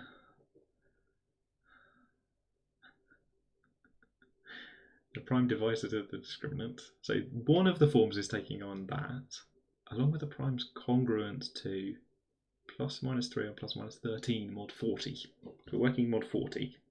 And it's just some of them. We don't know which ones yet, but just some of them. And then there's other ones. There are 16 different congruence classes, and exactly half of them are realised by one or the other of these two forms, with 4 classes realised by each form. The other 8 are not realised by any of them. Since every form of discriminant 40 is equivalent to one of these, right, I guess we're done. Excuse me. It's a general phenomenon. If one excludes the primes that divide the discriminants, then you get the prime values of quadratic forms of the discriminant are exactly the primes in half the congruence classes. And then there's some switching flippy-floppy stuff going on where the non-prime values in one of them are multiples of things in the other. So, oh no, because this is 18. No, okay, so this is 78, right? That's 2 times 39. And is there something going the other way? Like maybe a 45 and a 90 is going the other way. Oh, but I should be cycling primes or something, shouldn't I? So this 45 it's got things like 5, but that 5 is in here. 5 and 3 are in here. And what else? We've got 15, and this 15 is 3 and 5. We've got 65, which is 5 times 31. Am I going to find 31 in the other tree? No, 31's in this tree. No, because it's 5 times 13. Numbers are hard. 5 times 13. It's a multiple of something from the other tree. So it's kind of separated them out, but then the products are in the wrong tree. So this is more complex. There's sort of 2 separate cases, and their products have all got messed up. Maybe that happens in general, I'm not sure. Let's find out. Oh dear. Sums of consecutives. Single ones. Oh yes, sorry, I'm not interested in just having one number that you've added together. So maybe I shouldn't have allowed you. Did I write 1 equals 1 on the board? I might have written 1 equals 1. Math is math. I think I said math is math. That's not allowed. Sorry. Yes. Oops. Back it up. Down here. Yes, that's not allowed. Sorry. Let's do better. Let's cross it out. Sorry. Yes, that's not allowed. Otherwise, you can make everything by just writing it as the sum of. Writing it as the sum of itself. Whoops. Should have looked up the problem rather than trying to remember it.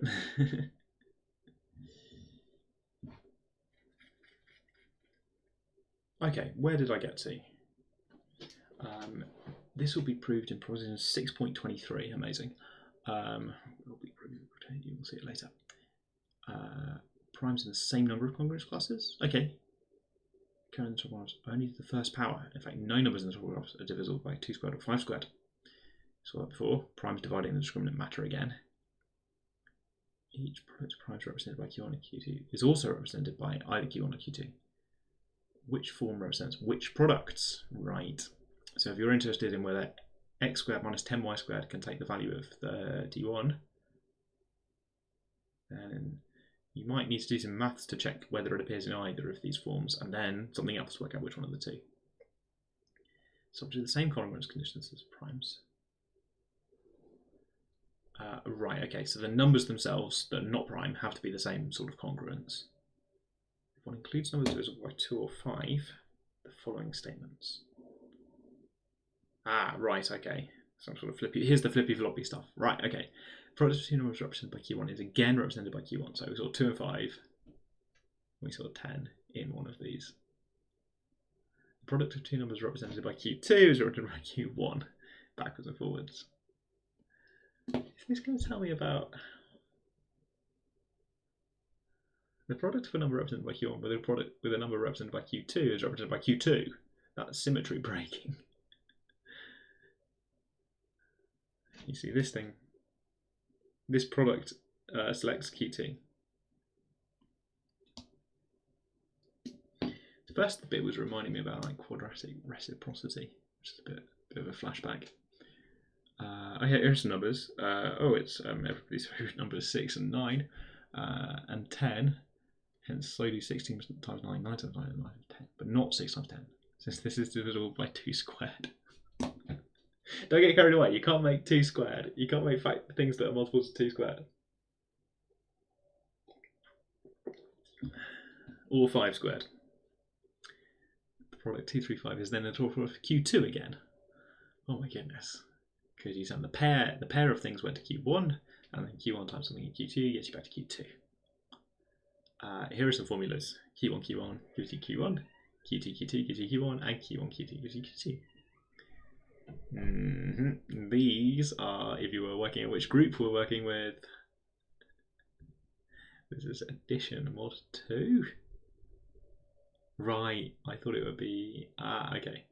Okay, I was just not symmetric, because this rule's asymmetric. Q1 serves as an identity element, and then the formula of this one, saying that Q2 is its own inverse. Interesting. Okay, good. This way of multiplying forms is more than just shorthand notation. Oh dear, okay. And we're going to keep going. Oh no. Oh no, okay. So we've got different ones. One of them has turned out to be more of a sort of identity thing. Which form are you in? There's some rules. Right. Okay. Conjecture. Exactly the products like this, where there's now 2s and 5s going on. 2s and 5s going on. You can't have too much of that. And each PI is a prime congruence plus minus 1, 3, 9, or 13, or 30. Who knows where those numbers come from? We don't know yet. Q1 represents some of them, and Q2 represents, and then take 2, 5, and these primes. One could determine which form will represent a product like that by the rule that if a number of terms in the product that are represented by Q2 is even, cool, then the product is Q1, and if it is odd, the product is represented by Q2. What is happening? I think we've been raided. Let's read the thing. Phobos Dream has raided us. Thank you. If you've joined us from Phobos Dream stream, g'day. Nice to see you. Welcome everyone. This is Chill Maths. We've got a pretty spooky rule here about which numbers can be represented by particular quadratic forms. Raided. What did I say? Hello. Next, we've got chat going. Thanks to the follow, FemFox fan. Right, nice. Good to have you with us. Right, you get a special chat effect on my chat board that I've not seen before. I'm very overwhelmed. I hope that was intended.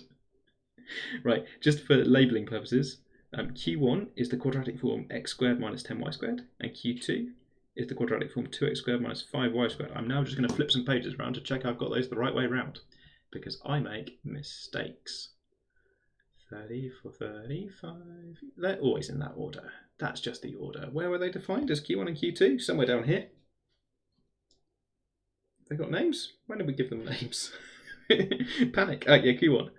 Oh, brilliant. You're brand new here. And you have a sort of chat effect on my screen anyway, which says that you're here with Phobos Dream. Nice to see you. I'm James. This is my channel. This is what we do. We have a kind of textbook going that you can see on screen. We've been trying to read it for months. We're learning about which values you can make using quadratic forms. And the rule is surprisingly complicated, which is why it's taking us so long, but we're being chill about it. Good. And there's this, out of nowhere, we've got this like parity, even odd thing going on, right? We just discovered these rules for which form you're in. The rule we're discovering slowly, like excavating a complicated fossil or something. The rule that we're discovering is something like, well, I can't tell you about this form to start off with, but look at these two forms that have the same discriminant, b squared minus 4ac, if you think of them as a, b, c as their coefficients. If they've got the same discriminant, let's bucket them all together. And there's some rule about what numbers you can make using either of those forms. And then to sort them out between those two forms with the same discriminant, there's this kind of parity rule. You look at the primes that you can make with each of them. Have I understood which primes? It's prime, there's some congruence modulo the discriminant. and mod 40 in this case. And once you've worked out the primes, there's some binary rule, some parity count for what have you made your number out of? How many things came from Q2, how many things came from Q1? And there's this kind of like adding thing going on to tell you, should you look in the Q1 bucket or the Q2 bucket? But a lot of the challenge that we've had so far in trying to understand these quadratic forms is that sometimes you want to put all of these things together and talk about, just all forms with this discriminant. And sometimes you want to split those down and just, actually, I only care about x squared minus 10y squared today. So I need to know which bucket to put it in. And I have struggled with this book a long time in that it's been telling me about how many forms there are for a particular discriminant. And I haven't understood before today why. Why? I only care about this little discriminant right here. And it's because of this bucketing thing going on that we're going to have a fact to do with we're going to have a fact to do with all quadratic forms of a particular discriminant, and then we're going to have a fact to say sort them into buckets according to where are the primes and some generation rule for saying if you put these together which quadratic form do you end up in. I don't understand how any of that works yet, but I'm starting to understand why, like what the big picture looks like, which is a bit better. Cool. There's no codes needed, it's just here. If we had a code, what would the code be? What would be like the password? Let's quickly design one now. Let me know in chat. What would the treehouse password be for chill maths? Would it be just chill? Would it be just RFL? Right. Okay. Oh yeah, different biscuit every week. Right. Yeah. Okay. That does sound very treehouse somehow. Have a different biscuit every week.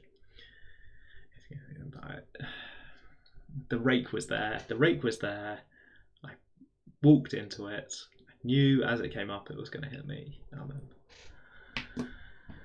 Maths 2 has discovered that they can troll me with just a single number.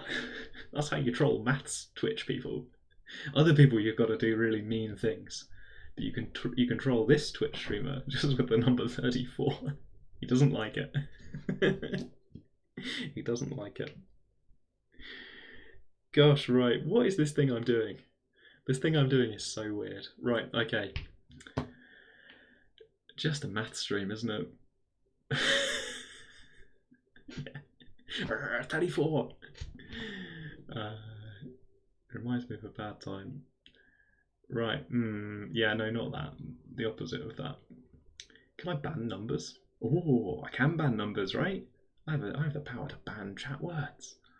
Oh, chat words we could ban. We could ban numbers I don't like. I'm sure nothing bad will happen if I start banning numbers. Great plan. Thanks for the reminder. Okay. Joking aside, back to the topographs. It's quite hard switching, isn't it? Right. Even powers of 3. Because the 3, they're flipping backwards and forwards. You make a 3, and then you want to know where it's gone. 3 was one of the things that was made in Q1. Q1 behaves like 1 mod 2, I'm told. The number of terms in the product that are represented by Q2 is even the product represented in Q1. 3 is in Q1.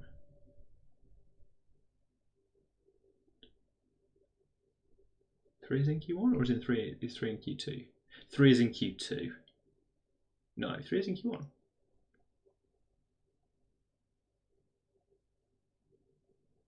Where's 3? The font Q2 represents things that are 3.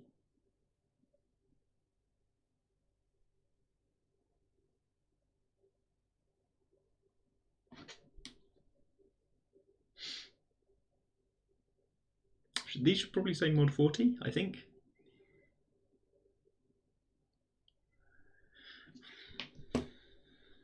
Yeah, should we start listing all its partitions? How do you partition 3? Can anyone help? How would you break down 3 into some smaller numbers? But as many small numbers as you like for a tricky problem. Tricky problem to decide how many partitions there are. Maybe not for 3. So I think 3 is in Q2. I should just check, right? I should be less silly and just check that I can make 3 by doing 2 times 4, take away 5 times 1. That's the 2 times a square, take away 5 times a square, and it is 3. 3 is in Q2. So then you're flipping backwards and forwards. Q2 is the one that flips you backwards and forwards. Pan Z bar. No complex conjugates. Okay, right. Let's rein it back in a little bit. Good, okay. No number is represented by both because of the rules. For some discriminants, it is possible. Oh no. Oh no.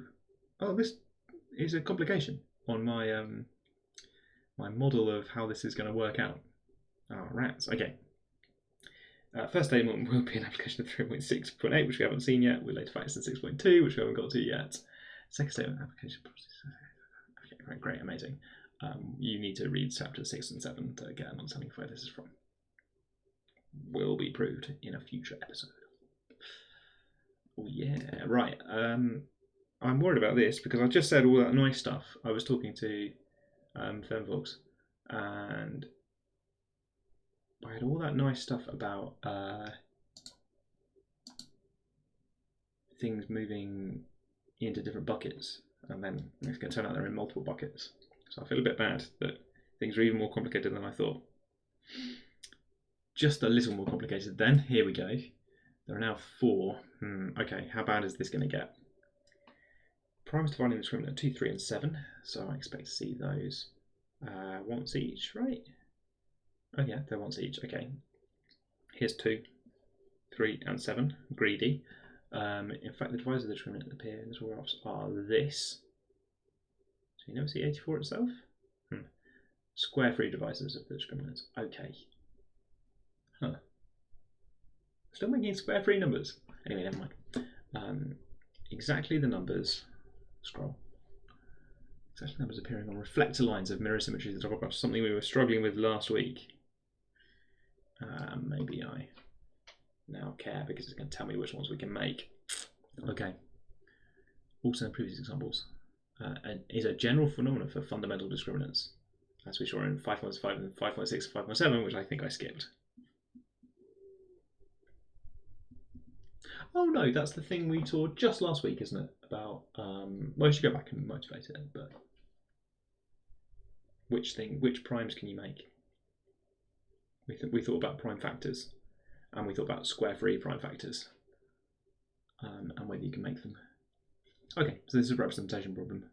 It's my justification for the thing I was struggling with last week has now got a justification, like it's turned up in the next chapter. At the start of this week, I decided to skip to chapter 6 because I was getting bored of chapter 5, and I'm now finding that stuff is in chapter 5, proposition 5.6, 5.7, I haven't understood. Can't have it all at once, can I? Right, okay. Primes represented by each form are as follows. Oh my goodness. We'll see in the future that these things like this. This agrees with what is shown in the 4 top graphs above. We can expand them to get further evidence that these are the right answers. The primes be okay, so again, apparently all of the primes of these forms. So the answer is still primes mod discriminant. And then you get this. So I have noticed that we've got 3 of these now. One of the other primes represented by Q1, Q2, Q3, or Q4. Hypothetical rules for multiplying the forms. So combining, if you see a number in here and there, by considering how the products of 2 primes are represented. So we can check this for products of 2 primes and then hope it generalizes nicely. Hope it just keeps working. Yeah, so in particular, checking that this is a group operation, checking it's associative seems pretty hard. Here we go. Okay. 3 is represented by Q2 and 11 is represented by Q3, whereas we can go and find 33 represented by Q4. Oh my goodness. We might guess this in general if you can make a number in Q2 and a number in Q3, but that's not a multiple of 2 squared, 3 squared, or 7 squared, I suppose. Probably. That's a rule we've seen so far. Some other products give the same conclusion as this. And the same way, what's this group going to be then? Q1 is the identity. QI is what? Q1. Each QI is its own inverse. And then this. Oh no. Oh no. It's the Klein 4 group. It's everybody's favourite. Multiplication rules are formally identical to how one would add pairs of integers multi by adding their 2 corners separately. This is sometimes called Klein-4 group. Okay, and then you get this kind of binary adding stuff going on. Is it just going to be this, but with more and more longer and longer vectors? That would be nice. The multiplication rules determine which form represents a given number by replacing each prime in its prime factorization by the form QI it represents, then multiplying using the rules. You can never have squares of 2, 3, or 7, which I guessed. Okay, so we're sort of exploring the solution but not proving anything yet.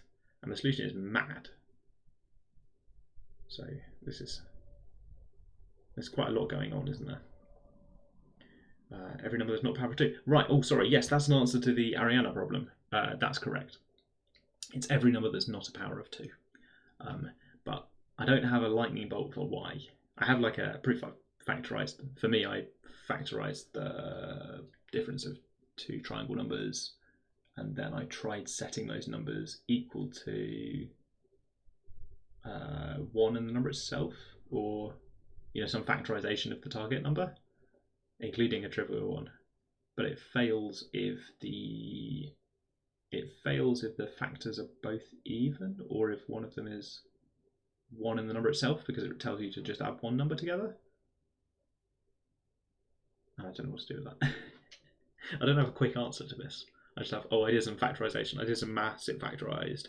I said it equals like, I did some simultaneous equations and some algebra. I don't have like a quick answer to which numbers can you make out of the sum. Okay, so different group structure, but similar group structure, C2 cross C2.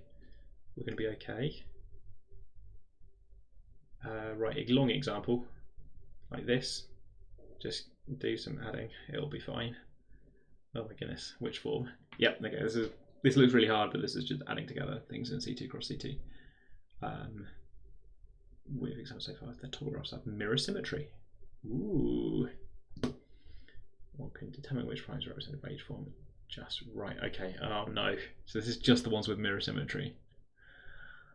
Oh no, we've had ones that are really complicated and don't have mirror symmetry.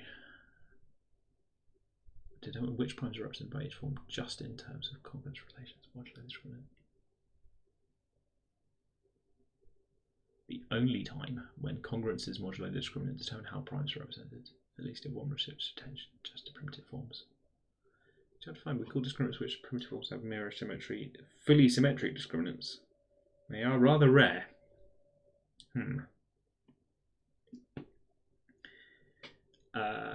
Mostly admin.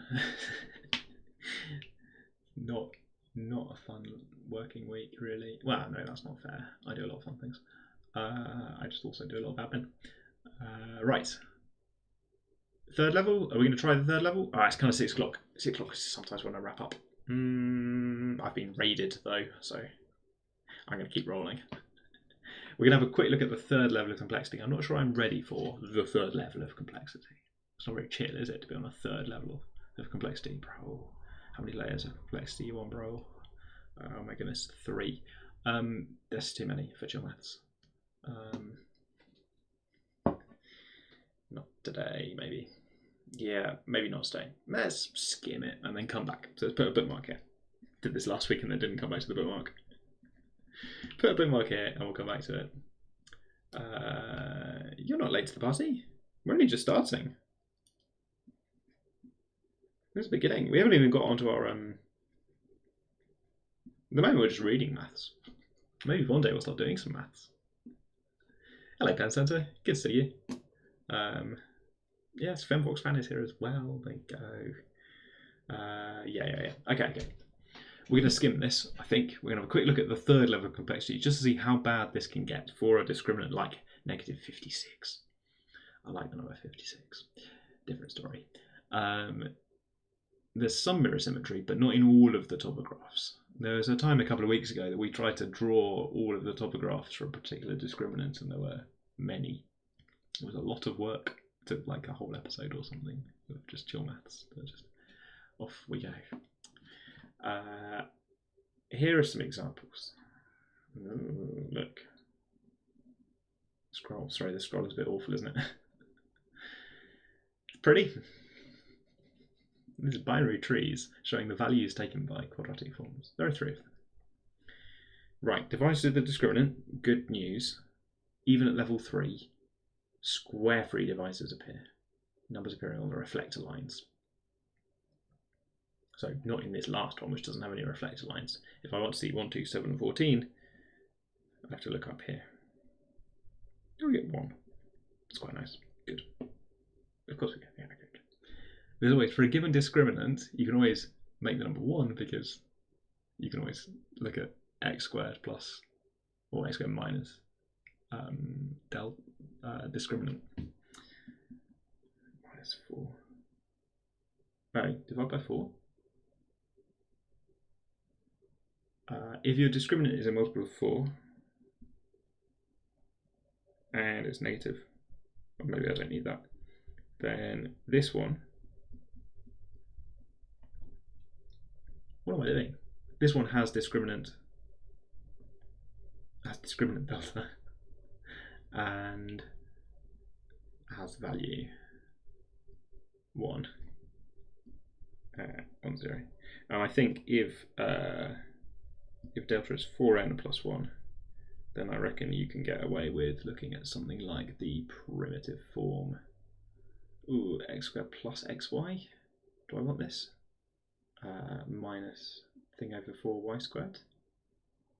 Does that work? B squared is 1, minus 4ac gives me the delta. Maybe I mean n over here.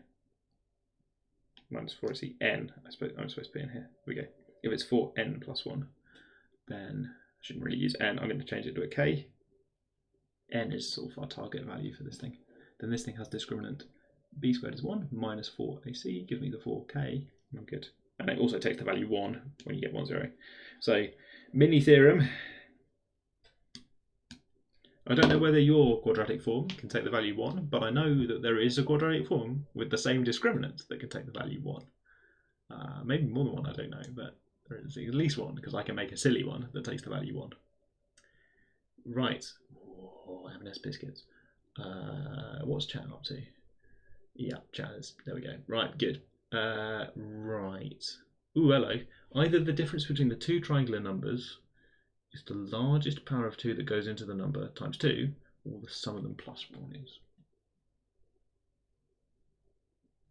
I feel like that's the algebra in words, isn't it? There's some algebra going on. But there's a difference here.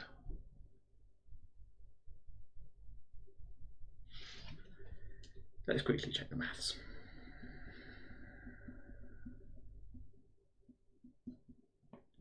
What am I doing? Why am I doing this? Shall I do this? Maybe I shouldn't do this.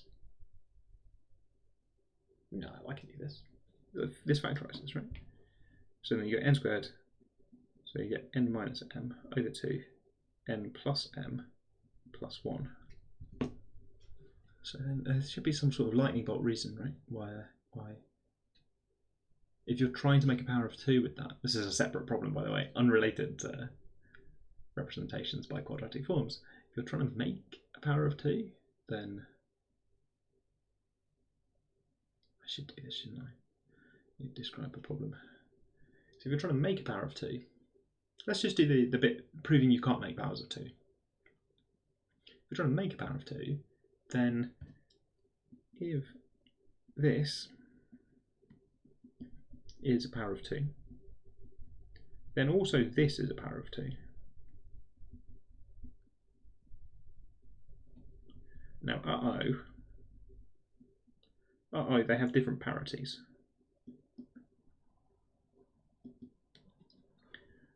They have different parities because, well, n minus m plus 2m plus 1 is n plus m plus 1. These things have different parities, so I guess you could have n equals 1, n equals 0, m equals 0. You could have this kind of 1 factor, n minus m equals 2 to the k plus 1 or something, which looks a bit silly. I think, in fact, I'm not describing a real solution at all. That's a bit weird because I've banned. I've banned the case where n, I should be allowed to do this for n is m plus 1. I mean, it's the sum of one number, but this formula should work if n is m plus 1. Oh, that's if the first bracket is 1. Yes, and then that could be a power of 2. So they can't be. Oh, they're both greater than 1 is probably faster. n minus m has to be greater than 1. And they're both right. Okay, that's better. Yeah. Emote. Oh, we don't. Do we have an emote? Maybe we don't. Can't remember. What emotes we got? We got We have oh no, which is pretty close. Oh, did someone just get banned? Did it work? No, the system did not work. Oh no. Yes, I know. I like your argument better. They're both greater than 1. They're both greater than 1. Yeah. N and m positive, and then minus m. They're not allowed to be the same. Both greater than 1, but they have different parity.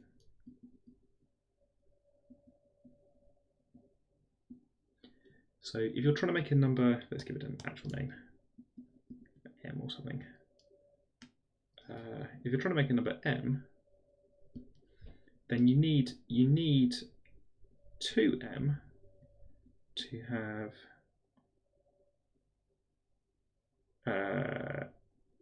factors, a pair of factors. Let's call it a factor pair or something. A factor pair, both greater than 1, different parities.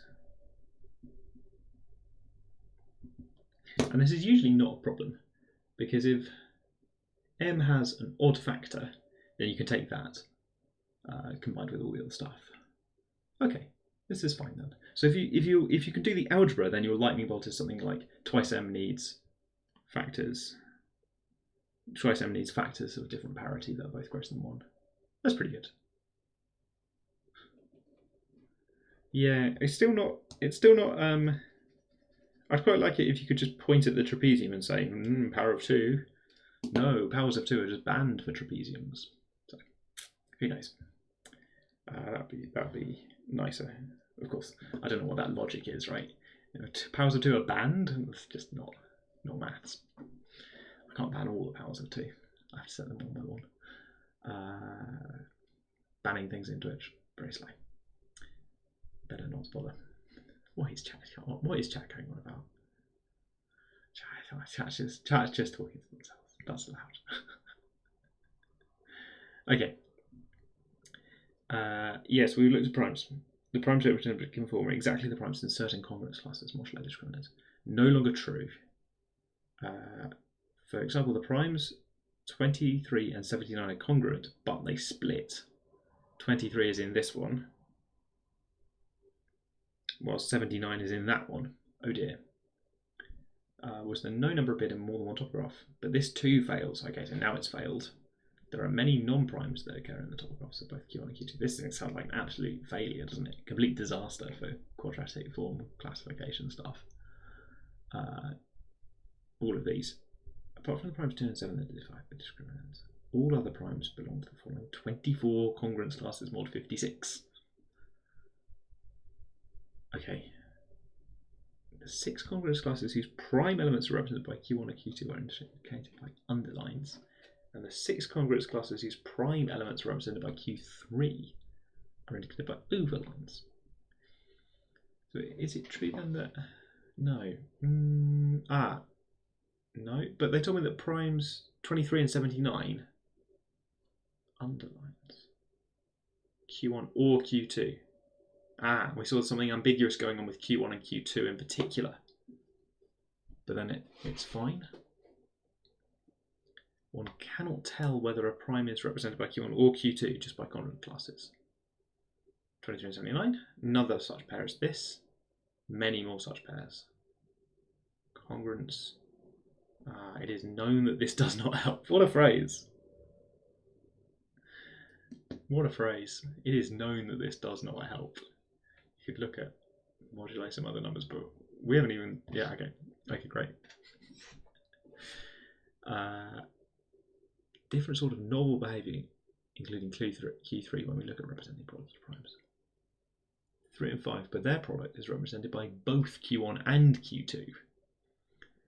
ambiguity about whether the product Q1, Q3, Q3 should be Q1 or Q2. I say bundle them. We've got buckets within buckets now. Inside, a set can contain sets. A bucket can contain buckets. It's so stupid. Right. Okay. In fact, for any pair of coprime numbers represented by Q3 coprime numbers. There's a surprise. I thought they could sneak the word coprime in there. Because your numbers must be square free? Maybe they just can't. No, maybe they just can't involve squares of. Really complicated now. For other products, we're fine. Q1 works as the identity. Oh my goodness, okay. Q2 gets Q1, Q2, Q3. Since it seems to imply that Q3 does not have a multiplicative inverse. Look, I wasn't expecting to have things to have multiplicative inverses today, but here we are. You could get back. A way out of difficulties discovered by Gauss. Q3 is different. It does not have mirror symmetry. Thus, the equivalence class of Q3 splits into two proper equivalence classes, with Q3 having a mirror image form Q4, obtained by changing the sign of either X or Y. Proper equivalence classes, so you no longer count reflections as it being equivalence. Biggest product Q3 by setting these. So Q4 is the inverse of Q3. Each Qi has its inverse given by the mirror image topograph. Okay, that's good. And the ones before that all have mirror symmetry are still their own inverses. Equal to their own inverses. That's nice. Okay. So resolves all our products. Chapter 7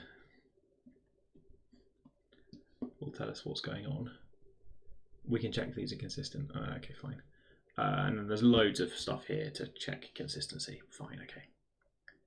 Appearance of the same number of two different topographs. It's easy to explain that we have two forms, Q3 and Q4, because you could get it from 3 times 5 with 3 and 5 both appear in Q3, and they both appear in Q4, but those things have got different squares. Those things have the same square, but the cross product is different. Right. So you can take the 3 from one quadratic form, the 5 from its mirror image, which is different under rotations. It's the same under reflection, of course. Different under rotations. If you multiply them, then you'll find the product in Q1. And there's some rules there. Right. Okay. Replace each form in the product by Qj. Multiply out. Whenever a prime appears more than once in the prime factorization of n, we should replace all of its appearances by the same Qj. For example, this one, we should look like this, and Q4 squared, and not this. This is weird. Okay, that is complicated. That is a very complicated thing.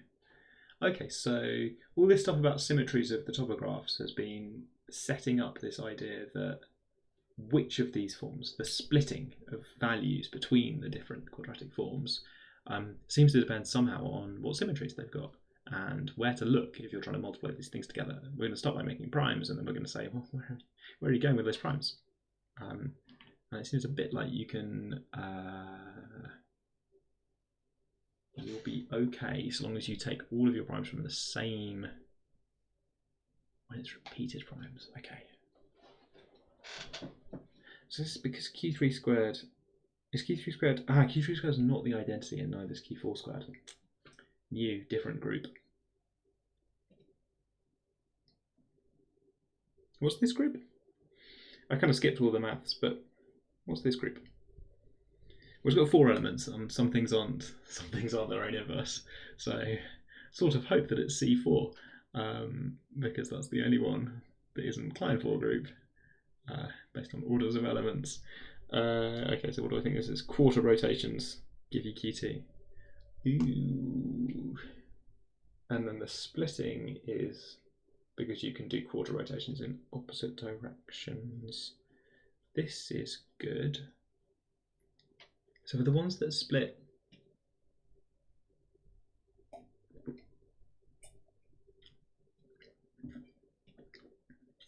okay, there's a weird mental image now involving rotations as well. Things turn like PC4. You've got these one minus one things going on, but then this new one is a bit more like I, where the solution is to split it as I and minus I, and then you get a group under multiplication. Yeah, you can replace all of the maths here. You can replace Q3 with the symbol I everywhere, and you get a pretty nice description of the invention of complex numbers. Apparently it's Gauss who invented this, so this is quite a good connection. I. Right, good, okay. Right, okay.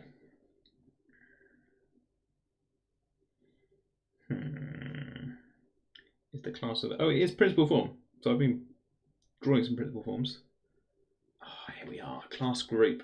Right, okay, let's read this, and then this might be a good place to wrap up. Let's have a quick check over the page to see, is this the end of a section or something? Well, we're about to hit a Dirichlet's theorem, so yeah, sure. And there's some genus facts there. Let's read the end of this page, start next page, and then wrap up the stream, I think. Okay. Chapter 7. The set of proper equivalence classes of primitive groups of fixed discriminant always has a multiplication operation, multiplying the values of forms of that discriminant in the way illustrated in the previous examples, which I liked, because group theory suddenly the structure of a group set with an associative multiplication operation. The element of the set that functions as identity. Each element of the set is multiplicative inverse.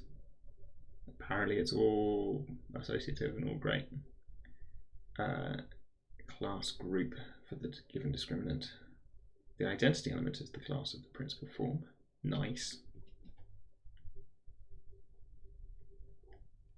And the inverse of a class is obtained by taking the mirror image topograph, which might be self-inverse if it has mirror symmetry. That's lovely. Inverse of a class, not inverse of a quadratic form. Inverse of a class. Okay, well, class group. Okay, good phrases. Has the additional property that multiplication is commutative. Oh, excellent, good. I think we were using that before. Algebraic structure much simpler than the typical non-commutative group. And abelian groups are really well understood, aren't they? So if you know, oh no, okay. This classification of finite abelian groups is a thing. It's all connected. I'm gonna have to think about that stuff as well, aren't I? We've seen a non-commutative group, but it's been tough. If the numbers represented by two primitive forms cannot be distinguished by congruences modulo the discriminant, then the two forms are said to belong to the same genus. Okay. Okay, fine. Preceding example of discriminant minus 56, the two forms Q1 and Q2 are of the same genus because the values are all mixed up over there, which is quite hard.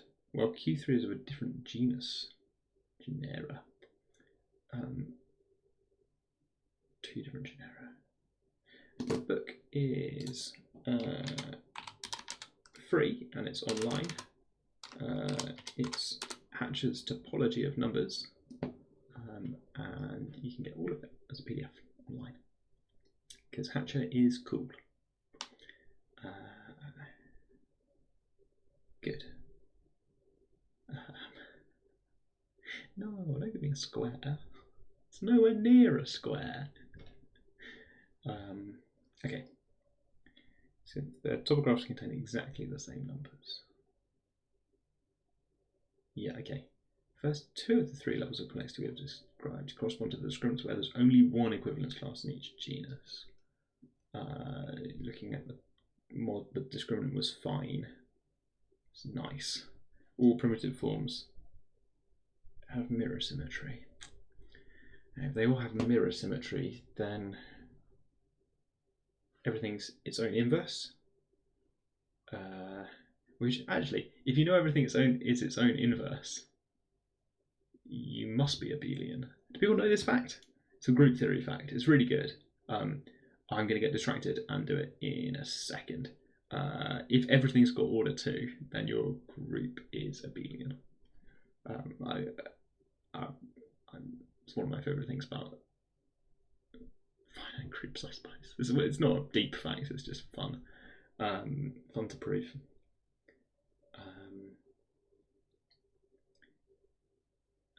For large discriminants, there can be large numbers of genera and large numbers of equivalence classes with energies. Oh dear.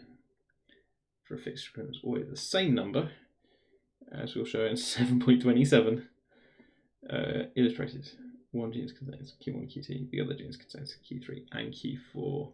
Everything's a bit mixed up. Okay. Is it a 3 James prime? I thought it was 39. It's 39 James prime, right? There's a long story about how I lost a maths competition because I thought 39 was prime. That's a good story. Let's do a proof. I love this proof so much. This is really good maths. Given a group G, suppose that every element has order 2, which means that whenever you've got an element, anything squared, so any element times itself equals the identity. Why am I doing that? I'm going to save that for a second. So for all x in the group, x squared is the identity.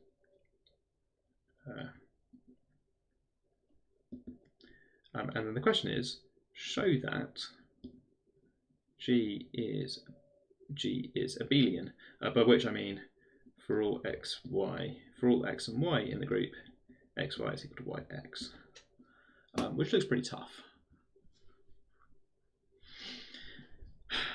And 33 as well. Oh my goodness, Maths Club lore. I can't remember what I did with 33. You're there when the old mistakes were made. Mistakes I have now forgotten. But chat has not forgotten. Chat will never forget. Okay, so presumably when you see something like this, you might think, okay, I'm supposed to show that things are abelian, but all I know is that you can square things and get back. So maybe I'll like start with xy, and then I know that this is the identity, and I'll just sort of hope that this can get me back. Wait, is this easy? Yeah.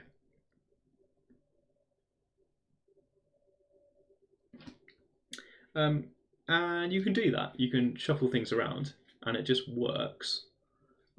There's a really nice way to sequence this, which looks like this. So you can do the kind of standard thing where you write out, I just started doing it instinctively, you can write out the thing that you want. You could square xy, and then start moving things over, because x is its own inverse, so multiply both sides on the left by x, and then multiply both things on the right by y, and you get down to this commutative thing. So there's a little proof there. Don't like that. Instead, the elegant way to do this is to write out the following sequence of symbols. X, X, Y, X, Y, Y. So I like this, and I'm doing the X's and Y's as white and black dots, because this is due to this repeated section in the middle, which is repeated, it's squared, so whatever x times y is, that thing's been squared. This thing is definitely like this, using the outside stuff. But it's also, because it's got white white at the front and black black at the end, it's also equal to black dot white dot. if you cancel the thing off the front and the thing off the end. So simplifying it one way to cancel these squares, which are the identity, at the front and at the end, you get black times white. And simplifying the repeated white-black segment in the middle, looking underneath, simplifying this out, you get white times black. You can do it kind of in one line, which is so much fun. It's just so nice, and it looks like three eggs in a 6x1 egg box, which is a problem that I like quite a lot. I love writing things like this with these kind of blobs. So I've seen this kind of standard proof down here, and what I've done is kind of turn it into a sort of one line, and then it's just the fact that this sequence kind of exists. It's kind of nice. You can probably come up with harder versions of this question. I'm not sure you should, but you can probably come up with harder versions of this question where the fact that you're given is a more complicated fact about repeating sequences. Maybe a sequence has to be repeated 3 times before you can cancel it. And you're asked a question to show that something else is equivalent, and you find some long thing that has, looked at different ways, 2 sorts of pattern in it. So this has got, not pattern, not quite pattern, but 2 sorts of structure. So this has got the chunks on the front and the end, which are use the repeating rule, and a bigger chunk in the middle that uses the repeating rule, and some overlap between those things going on. You could probably design a question that used that, but larger patterns, right? Right. Okay. So, right, what have we done today? We have seen in the textbook, we've seen some examples of where to find primes in quadratic forms, and some rule to say products. There's a rule for where you look to find the product is pretty tricky and depends on whether your forms have mirror symmetry or not, which is a surprise. So that's a reason for us to care about mirror symmetry. We've learned some words. There's a class group going on. Group theory has turned up out of nowhere, which has been an excuse for me to do this proof of a nice fact. That's one of my favourite things, the tidiness of that. Just to consider x, x, y, x, y, y. Really fun. Good. Next time, we're going to read a bit of this book with an exciting title because it says Dirichlet's theorem. Although I did just flip over the page and it says Dirichlet's theorem is not going to be proved in this book. So we're not going to prove Dirichlet's theorem next week. But we're going to see Dirichlet's theorem. Let me just check I am actually here next week. Am I here next week? Yeah, probably. Yeah, no, I think I am. I'm working on Saturday. Fun. We're doing maths every day next week. I'm at work on Saturday and I'm streaming on Sunday. I'm going to drop a link to this. Right, okay. In between streams, I'm going to try and buy a t-shirt. I'm going to report back about how that goes. It might not turn up by next week, so maybe 2 weeks' time, I might be wearing, let's show it again, this t-shirt. I mean, me. He's wearing my t-shirt. And you'll notice that instead of just buying myself one, I've set up a store so that you can buy one. But I wouldn't do that yet because I want to quality check it. I'll let you know whether it's £19. Oh, they don't. Oh my goodness, that's more than I hoped. Right. We'll let you know. Right, there we go. Yeah, no proof here. No proof. Always more maths that we want proofs for, right? I think I'm going to leave this wanting. Oh, I'm terrified now, actually. We'll leave this with a good understanding of which numbers are the sums of 2 squares if you assume Dirichlet's theorem. And we're not going to have a proof for Dirichlet's theorem. So we're going to have a follow-up question of why is Dirichlet's theorem true? Because this book says things before they prove them, and some things aren't going to be proved.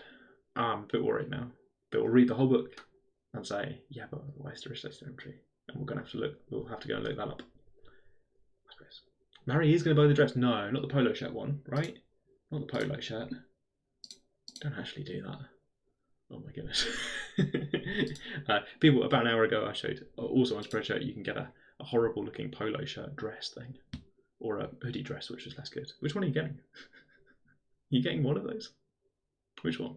They're both pretty bad. Oh, you're not going to. Okay, good, right. Phew. Proceeds from t-shirts will also go to charity, in case that's not obvious. It's not actually me trying to get a pension out of t-shirts. I say because we discussed pensions early. Right. Normal shirt. Yeah. Right. Okay. They enable all sorts of weird products on there as well. But I just want a t-shirt. Right. Okay. See you all next week. Have a nice week. Enjoy your evening. Enjoy the rest of your maths. I said it earlier, but I'll say it again. It always surprises me how much maths people can do in between my chances to learn some facts about square numbers. Other people can learn some facts about square numbers. Right, okay. In the words of Herb, I'm ending the stream.